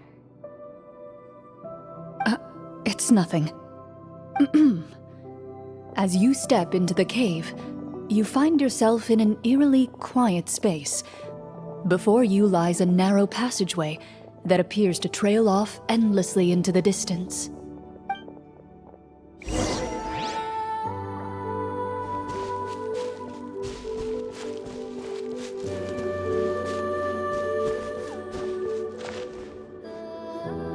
Wow, this must be where the treasure is hidden! But this door is blocking our way in. It almost looks like it's been here for quite some time. I've got to hand it to the tabletop troupe.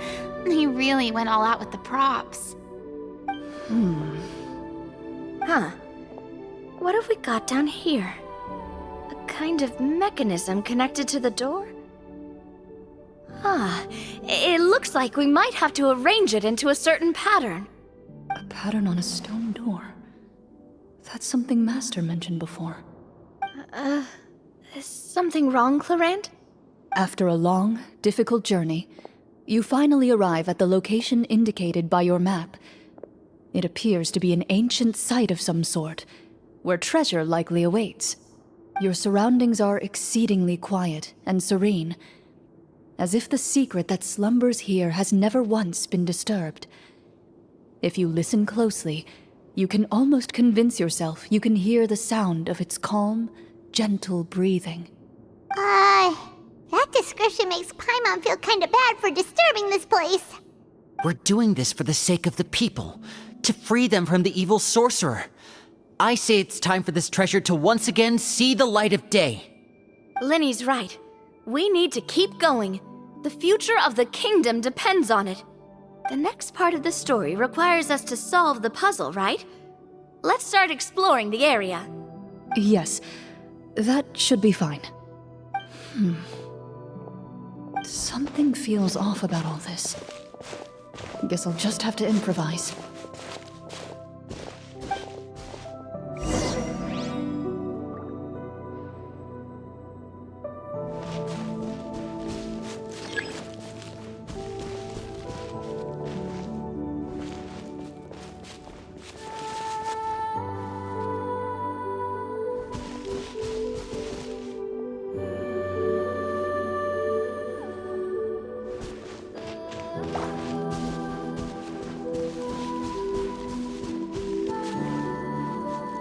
I found something!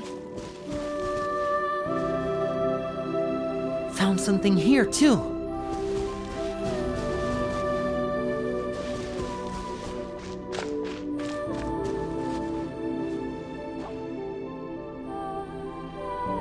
Same here.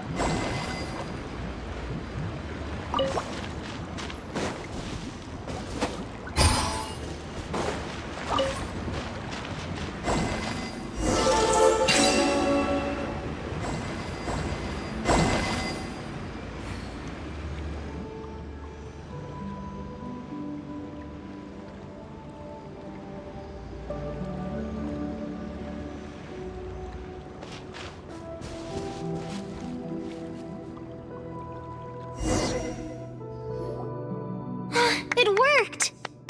Something just appeared. Some kind of new mechanism, maybe? By solving the puzzles, you prove yourselves worthy of inheriting the secrets of the past. At the end of each puzzle, you're rewarded with With? a key.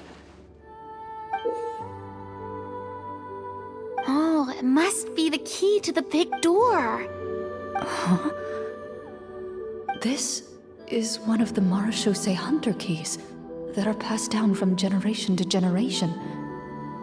It looks just like the one Master passed down to me. It is said that 4 keys in total are required to form the final, complete key. And it seems like we just collected 3 of them. That must mean... Huh? What's wrong? You hear a few strange noises. Suddenly, all the torches in the ruin go out at once. Huh? What's going on? Did we fall into another trap? For the sake of immersion, please close your eyes, everyone. Without the torches, the space is now completely dark, and you cannot see anything.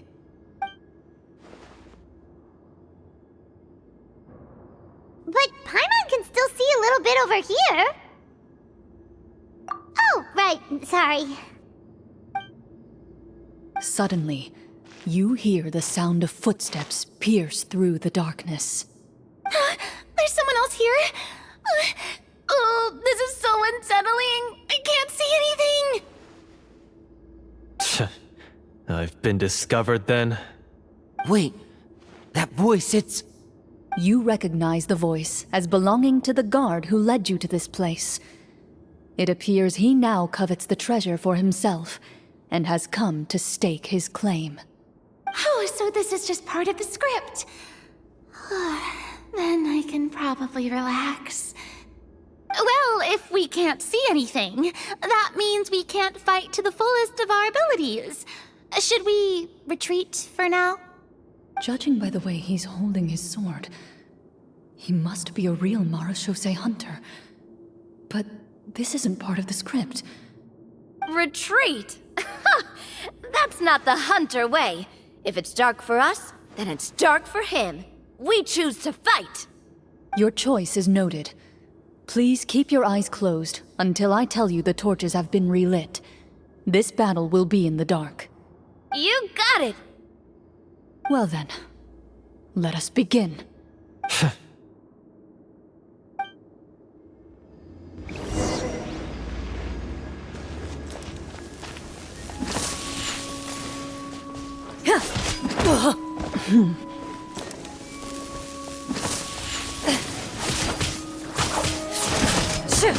I'd like to try to hit him with my sword. Your strike is successful. Ha! You're facing a veteran Marashose hunter. You don't stand a chance.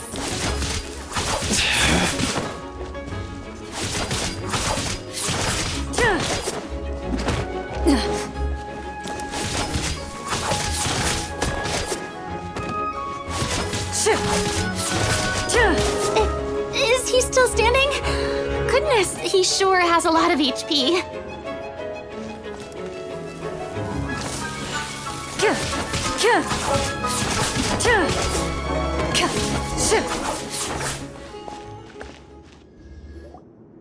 Is it over? Can we open our eyes now? The enemy is strong and relentless, but the battle is nearing its end. The torches have not been relit. What about now? Final strike! Ha!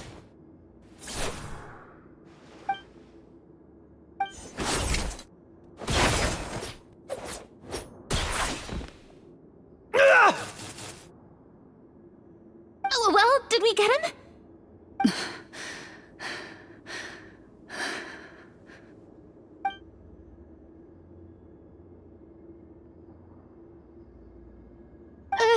Clorinde? Warm fire flickers across the walls once more. Your vision is now clear. In an impressive display of courage, the four of you successfully defeat the uninvited guest. That look in his eyes. It's like he became an entirely different person as soon as I defeated him. Huh? Mr. Florian? Oh, wait. We're supposed to be role-playing. I should stay in character. Speak your name, guard. Why did you lead us here just to betray us? Is this treasure really more important to you than bringing peace to the kingdom? What kingdom? What peace? Those were nothing but lies!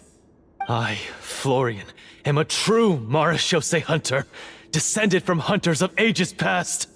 So he's also using his real name. Or, wait, was that the name of his character from the very beginning? Then I'm even more confused. If you truly are a Marashose hunter, shouldn't you want to help us just like you said before? Shouldn't we fight together for the sake of the people? What do you know? In this day and age, there's no glory to be had as a Marashose hunter. What's that supposed to mean? My skills were passed down to me by my father. We lived a life of obscurity in the remote wilderness. Still, he devoted everything he had to being a Marashose hunter. And what did he get in return? A life of poverty and pain, in a world that forgot all about him. When he died, not a single person came to mourn his passing. The Marachose hunters were the ones who saved this city. We're heroes. We deserved more recognition and respect than this. Is he talking about how no one in the capital seems to remember the hunters and their legacy? I didn't expect the script to contain this level of social criticism. So that's why you want to take the treasure for yourself? You feel like you're owed fame and wealth? If you already knew where the treasure was located, why didn't you just come down here and take it? Because I still needed the final key. Only a true Marachose hunter is capable of passing through this final door. As someone who sought to hurt others for his own gain, Florian lost that right long ago. Okay, but what is this treasure anyway? We've got all the keys, right? So can we just go in and take a look? You're sure you want to go in? We've been talking about it for so long, of course we want to see what's inside!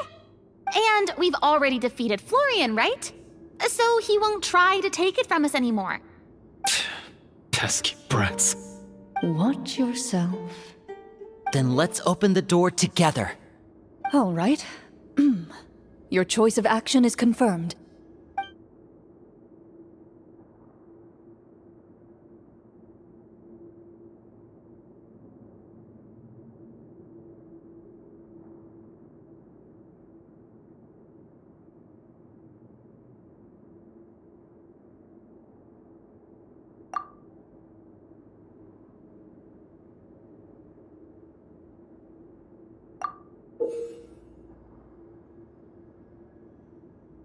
Before you, the door to the treasure, sealed and undisturbed for more than 100 years, finally swings open. You hear the shrill wail of the door hinge as it rotates for the first time after years of disuse, almost like a sleeping giant letting out an extended yawn. You get the impression that the secrets buried behind this door might be just as heavy as the sound you just heard. It's open! Come on, let's go in! Paimon wants to see what's inside! Ooh, me too! Ugh, uncovering hidden treasure is the most exciting part of adventuring. What do we have here? Uh-huh. A stone tablet? And some shabby weapons? You call this a treasure vault? Looks more like an abandoned warehouse! Maybe the troop ran out of budget at the end? They provided a super immersive experience at the beginning only to drop the ball at the most important part? They could have at least filled this place with cardboard Mora or something! Wait, I get it now. Paimon, this is the real Marachose hunter treasure. Huh? This is it? The Marachose hunter treasure is just a stone slab and some broken swords? I can't believe it. I refuse to believe it!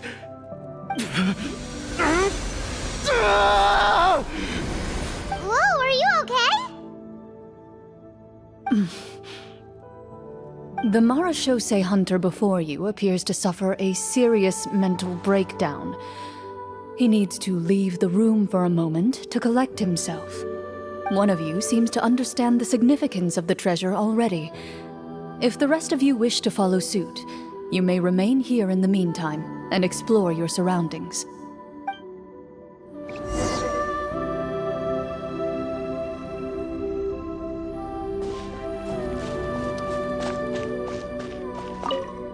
What is the treasure supposed to be?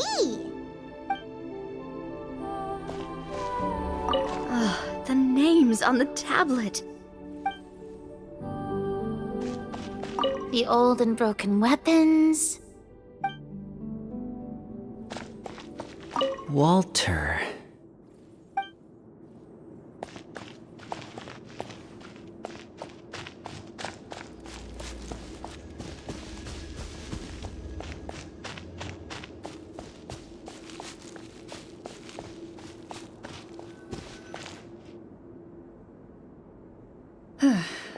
So, how are you doing? Feeling any better? What just happened? Do you remember how you got here? Or what happened to your body just now? I remember now. I brought you here because I wanted to... The explosives in the cave! You mean these? Huh? How did you... I could tell something was off the moment I stepped into this cave, so I kept an eye out. I've already dismantled the whole thing. So the strongest champion duelist in all of Fontaine saved the day once again. Guess I shouldn't be surprised. It would seem your skills as a Marechaussee hunter are as sharp as ever. I deserve some answers, don't you think? Tell me why you wanted to lure me here. Everything you said earlier sounded like the truth. Luckily, your monologue was dramatic enough to convince my friends you were just role-playing. I don't know. I just always felt like there was something in my heart that didn't belong to me. Something agitated and angry. Who knows? Maybe it was my own anger all along. I could never really tell. The feelings about my father and the other Marechaussee hunters are real. It just wasn't fair. I was angry, bitter that no one remembered them or praised their accomplishments. I don't know when it started, but at some point, my anger came to completely consume me. At that point, I remembered the legend my father used to tell me. The one about the treasure. But if the treasure was all you cared about, why plant all those explosives? Wouldn't they just destroy the treasure and bury you along with it? I can't remember. My head is a mess. It felt like there was this voice telling me to eliminate the hunters, but now it's gone. From your description, I suspect you were dealing with a Devorator. Devorator? Oh, your master, your father, I mean, never talked about it? It was a kind of monster that was active several centuries ago. No, I've heard of it. I'm just not sure why you suddenly... Wait, it can't be. The seal! The seal? My family has served as Marechaussee hunters for many generations. But the title and swordsmanship weren't the only things passed down over our line. There was a seal as well. My father instructed me to always watch over that seal and maintain it regularly. He said it had been passed down over a truly ancient age, and protecting it was our clan's most important duty. But I neglected that duty after he died. I finally decided to come down and check on it one day, and that's where my memories become fuzzy. The Devorator would be a formidable adversary for any mortal being, even ones as capable as the Hunters. If you lacked the power to completely destroy it, you could easily fall prey to its influence and corruption. In light of this, some Marechaussee hunters chose to seal the Devorator away, in the hopes that a permanent solution would come with the passage of time. I heard it has the power to amplify the obsessions and desires in people's hearts, to the point where they overtake you entirely. It would seem I'm not just lacking in skill with a blade, but in mental fortitude as well. And yet, you were able to retrieve 3 of the 4 keys. If I remember correctly, each was entrusted to a respected and capable hunter. How did you manage it? One of them belonged to my father. The second I stole from a different hunter. And the third... was one that I snatched while the person was on the way home from the tavern. I nearly died in that alley. I know just how strong you are. It's as clear as day to everyone in Fontaine. I observed you from dusk to dawn, but could never find any opportunity to sneak up on you. I never even saw you drink a single glass of liquor. The only way I could think to obtain that last key was to lure you here using your hobby, and then... Oh, I get it now. That monster, it wanted to bury you here alongside the treasure. I won't comment on anything else, but the script was good. Well, I did pour my heart and soul into it. The stories my father used to tell me about the glory of the heroic Marechaussee hunters and how they came to be forgotten. It's more than just a story. Huh? You're proud to be a hunter. You're still holding onto that part of yourself, no matter how small. I have done so many despicable things. I have nothing to be proud of. Then explain the purpose of the evil sorcerer in your story. Isn't he the true antagonist? The one who sought nothing but his own gain, and used the people as pawns to attain it? In your heart of hearts, he was the one you truly wanted to defeat. But I've already tainted my sword. I no longer have any right to... Wake up, Florian. Remember how you introduced yourself earlier. Do you really think the hunters acted out of a desire for honor and glory? Or to be loved and acknowledged by the people? What did your father teach you about our order? You do not wield your sword for yourself, but to protect those you serve. There's nothing special about a blade. It's the intentions of the wielder that matter above all else. Do you still not understand? Even after seeing the treasure for yourself? The contents of that room, they represent the true legacy the hunters left behind. You're right. I am a Marashose hunter. It's time for me to redeem, no, to finally serve the people I vowed to protect all along. I wouldn't be so quick to push aside the need for redemption. I know. That's a charge I won't bother to defend myself against. Good. Then, come with me, and help me see the script through to the end. Huh? See the script through to the end? But there's no more script left. Never finished it, huh? No, I mean, I wrote the script with the sole purpose of luring you all here. There was no reason to write beyond this point. Then we'll just have to keep writing it. The evil sorcerer still needs to be defeated. You mean the Devorator? Are you saying I have to make up the rest of the script as we go along? Is that really so hard? You've already written most of it. Surely you can write an ending where the hunters win and justice prevails. I'll be there to help you too. You aren't afraid your party will fall into danger? I know what my friends are capable of, and they're all quite skilled. Besides, I need their help. Then, are you going to tell them the truth about all this? I don't intend to spoil the fun. Sometimes, protecting dreams and fantasies is more important than exposing the truth. Don't you think?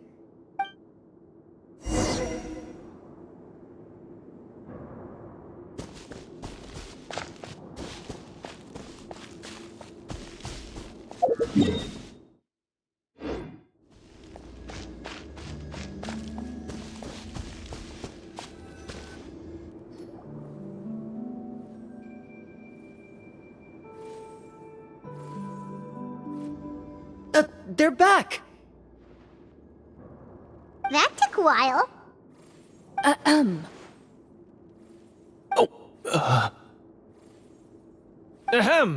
My fellow Marashose hunters, please forgive me, for I have sinned.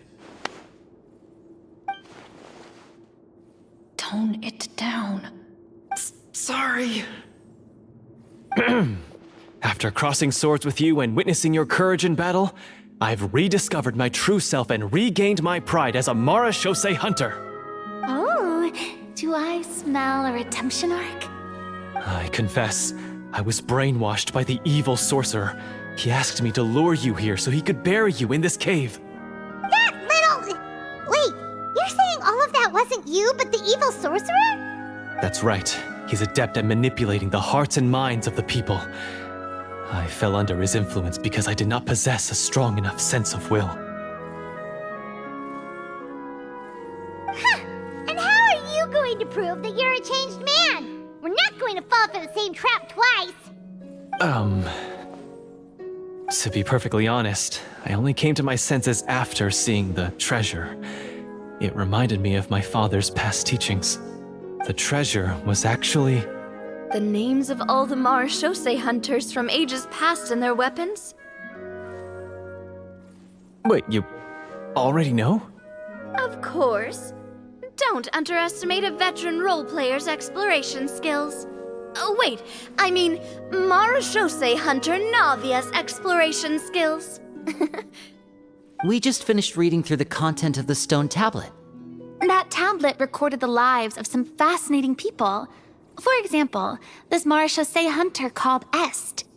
She inherited the responsibilities of the Golden Hunter and passed judgment on many people.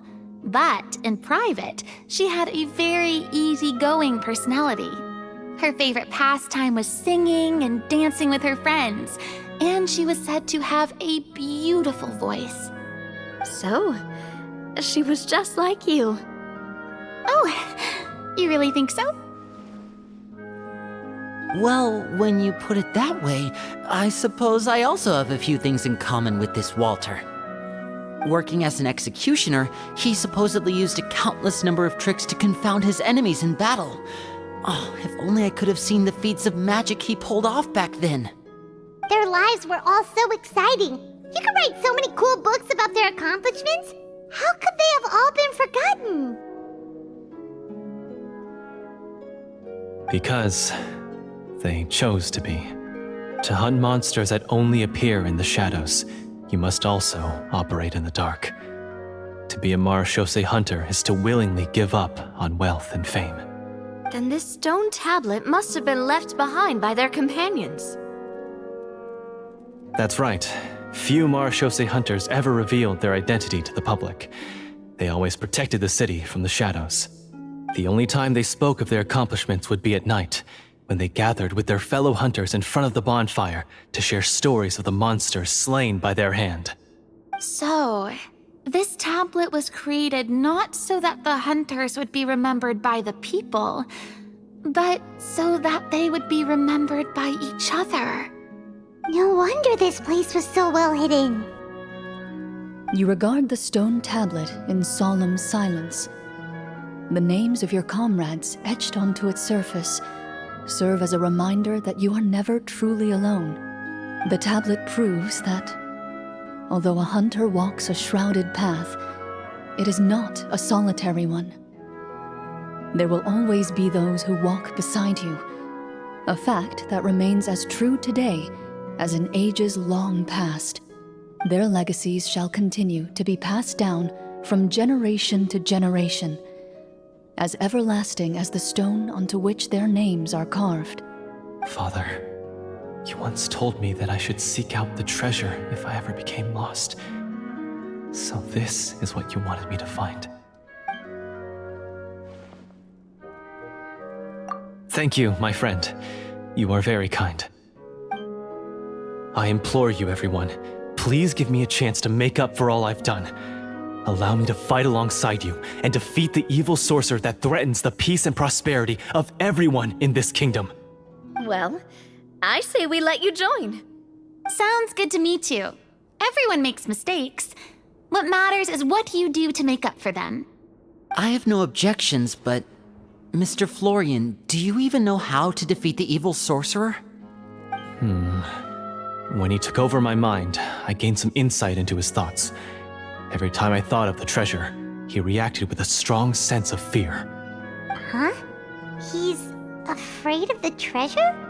But there's nothing here except some broken weapons in the stone tablet. What if the secret's hidden inside these weapons? GM, permission to investigate.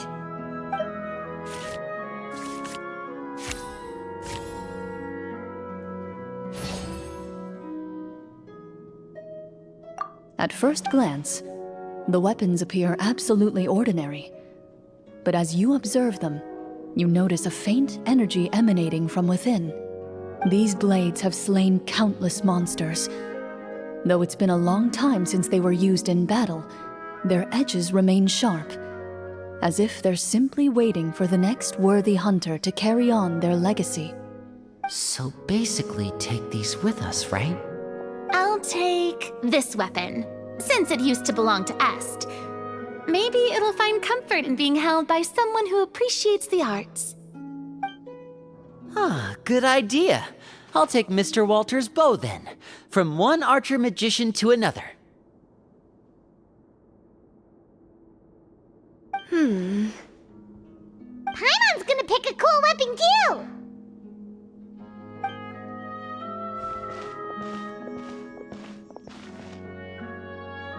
As you grip your weapons, you can almost feel the will of past hunters coursing through your being. It's a feeling of courage, determination, a silent vow passed down from generation to generation that says, eradicate the monsters, no matter the cost.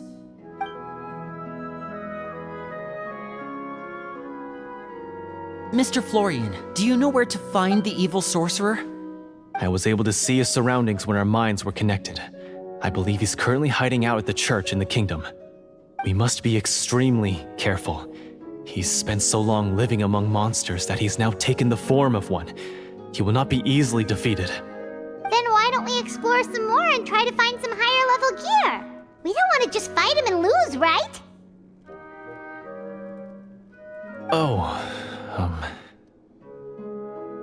No, we have to strike now. He was greatly weakened when I managed to break out of his control. If we let him rest, he might have time to escape. I agree with Mr. Florian. We've got to act while we have the advantage. Don't forget, the people of the capital are counting on us. Yeah, now that we've got a plan, there's no point in waiting. The longer this drags on, the worse it will be for everybody. Yes, that's what's called... Yes, that's exactly right. Alright, you've persuaded Paimon. Mr. Florian, please lead the way. Of course. Follow me. He had to set up so many scenes today, and now he has to join in for this last part. I really don't envy his job. Finally, you decide to slay the evil sorcerer and bring peace back to the kingdom once and for all. As you walk away, you feel the gaze of the stone tablet at your back, as if all the hunters of the past are wishing you success in the battle ahead and awaiting your triumphant return.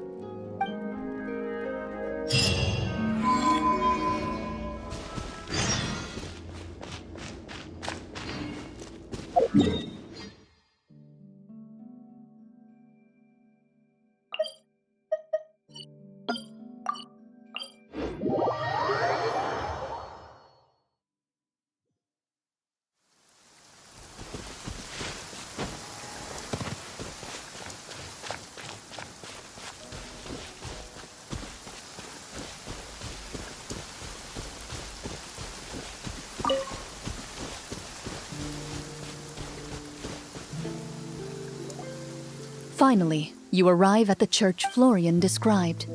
As you approach, an ominous aura surrounds you. You get the sense that your enemy is close at hand. How strange. This uneasy feeling seems so real. How did they manage that? Now, it is time for the final battle. Let's go.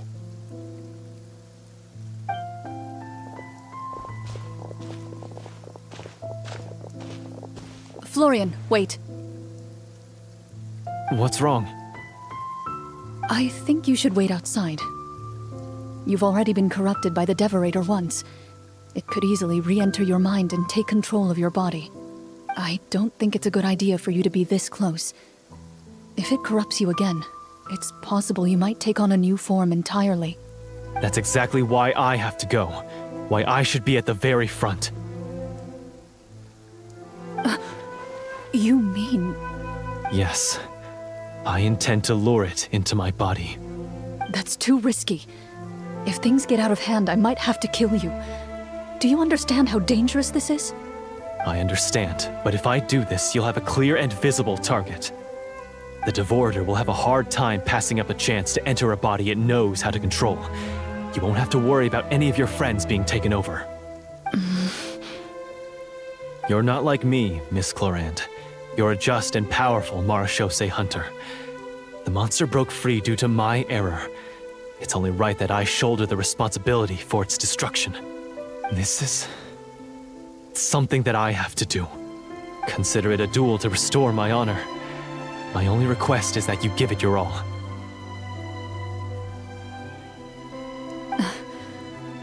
I understand. Then, as a champion duelist, I hereby accept your request for a duel, and extend to you my most sincere regards. Thank you. The battle is now upon us. Let the Devorator once again tremble under the blade of the Marechaussee hunters.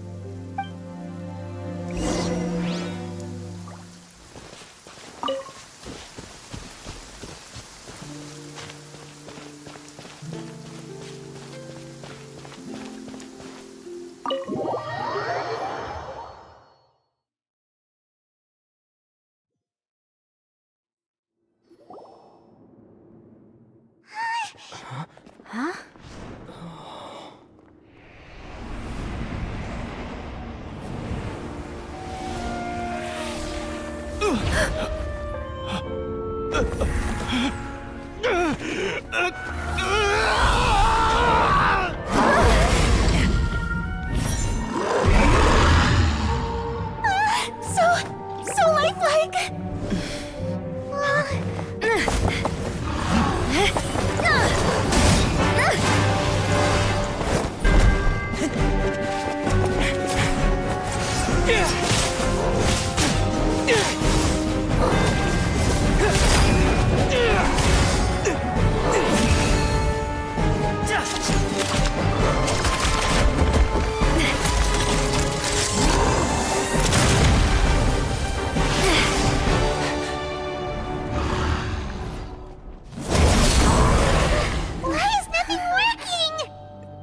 This foe is not invincible. You hold the treasure, the power to defeat it, in your own 2 hands. The treasure? You mean... The names! It's the Marechaussee hunters' names!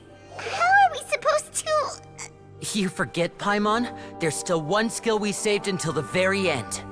Hunters fight not for fame, but to aid the people whenever they are summoned. Walter the Marechaussee Hunter, master of 1,000 tricks, executioner of the Phantom Hunters, I call for aid! Est, the Marechaussee Hunter, inheritor of Cassiodor's will, judge of the Shadow Hunters. Answer my call!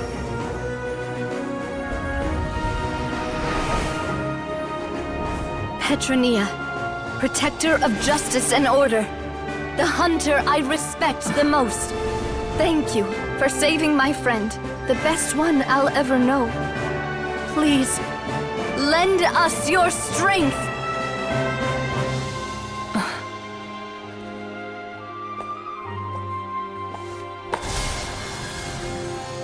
We have come to answer your summons.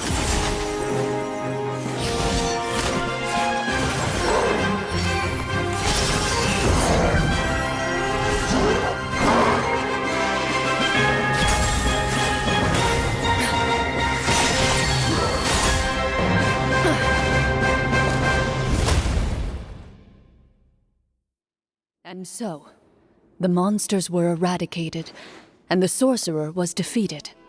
Peace soon returned to the capital. Those in the court, manipulated by the sorcerer, also recognized the errors of their ways. Some remembered the names of the heroes who saved their kingdom, but others simply continued their lives none the wiser. Such is the story of the Marechaussee Hunters. They pursue the phantoms in the darkness and exterminate all who pose a threat. They will always protect the city and those within it, even should all memory of their accomplishments be forgotten by the very people they serve. I am assuming we've finally reached the end of the script. Yes, you've reached one of the better endings. It's a pretty solid story overall. I thought it was just an ordinary adventure at first, but the further we got into it, the more impressed I became with the production and the plot. That final battle especially! All the effects were super realistic. Oh, right. Yeah, totally. That's a really good point. I never expected the weapons we picked up from that vault would have that kind of effect. Yeah, mine nearly scared the daylights out of me when it started glowing. I took a good look at it after we got out, but I don't think it ever lit up again. Oh, we should probably give these props back, right? I'll just leave mine here. Did you have a good time? Of course. Let me know if another script like this comes around. Sure, no problem. Then I'll head back for now. I think I need some time to fully digest everything that just happened. Once Mr. Florian is awake, please pass on my regards to him. He must be extremely exhausted to have passed out cold like that. You're right. He's had a lot to deal with. Well, see you all some other time. Toodaloo!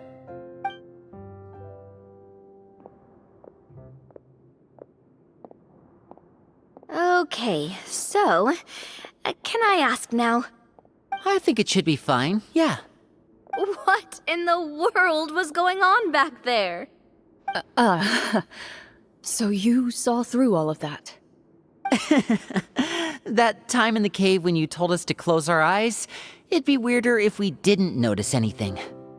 I was dying of curiosity the entire time.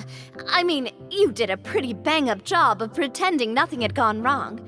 Farina actually looked like she thought all of it was planned. Guess none of us wanted to be the one to break the illusion. What are you all talking about? Oh, wait. Don't tell me Paimon never... Oh, this is all my fault. It's not too late to cover your ears.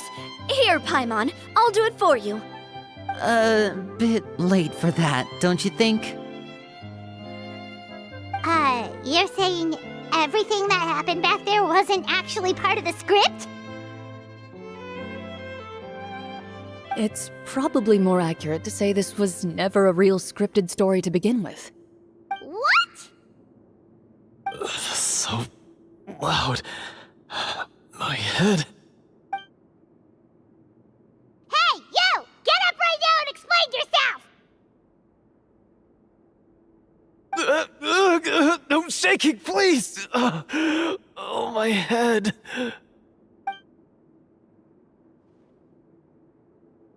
Did Paimon just hear that right?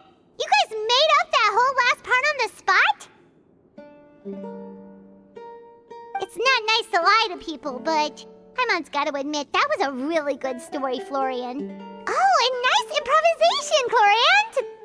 Yeah, it was like watching a magician improvise a spectacular magic trick after forgetting an important prop. If Paimon knew something was wrong with that vault, she would have floated straight in the opposite direction. Everything was under control. As if you've ever described a situation as being out of control. I'm pretty sure any situation you consider to be easy to handle would scare a reasonable person half to death. Guess I'm just used to it.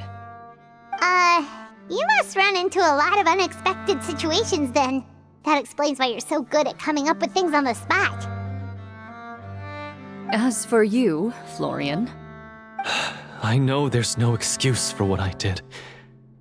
I'll turn myself into the guards at once, confess my crimes, and accept any punishment that comes my way.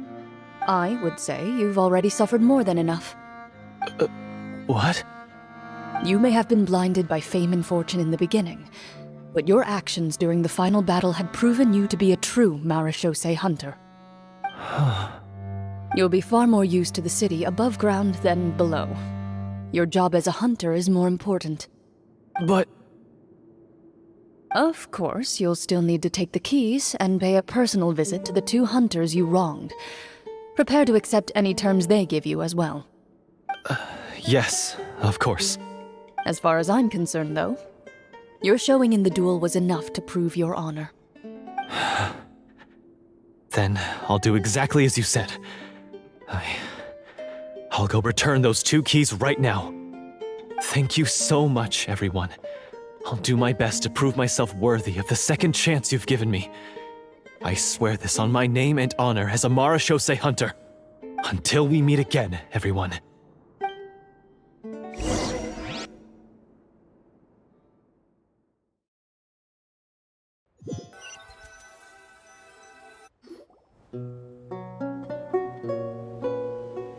Speaking of Marashose hunters, what should we do about the treasure in that cave?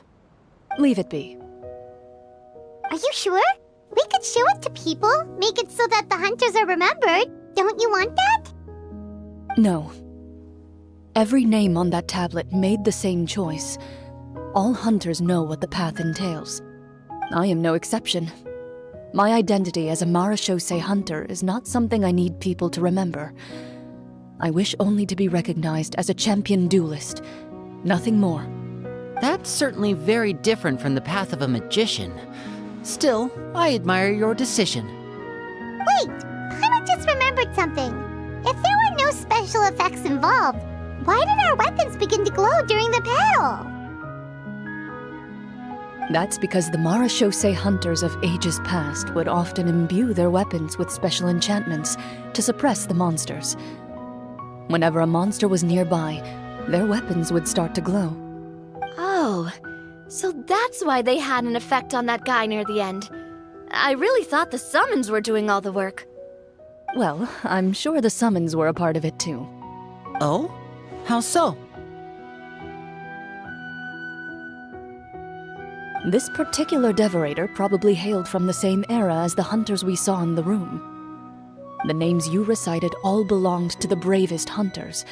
Countless monsters fell to their blades. That's likely why the devorator visibly reacted when you said them out loud. So the names held the power all along! Navia, everything you said during your summon. Huh? Oh, I meant what I said. I mean, it was true to my character, so yeah, I'm glad you heard it. Just don't make me repeat myself. It's embarrassing. I really appreciated those words. All right. Don't get all sentimental on me.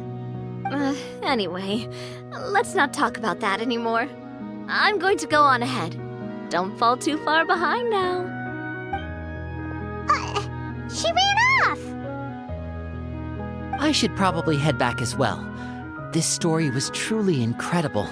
I might have to spend the whole night telling my siblings all about it.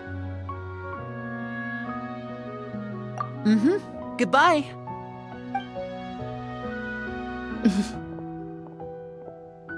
Traveler, should your name and deeds be forgotten, what do you think the significance of your journey will be?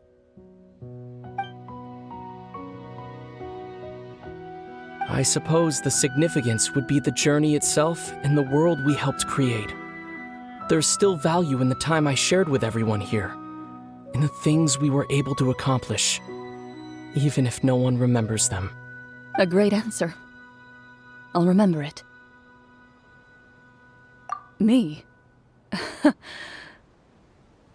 Marashose hunter says nothing in response to that question.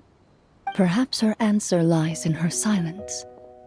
An unspoken vow left to echo through the night. The path she walks needs no explanation.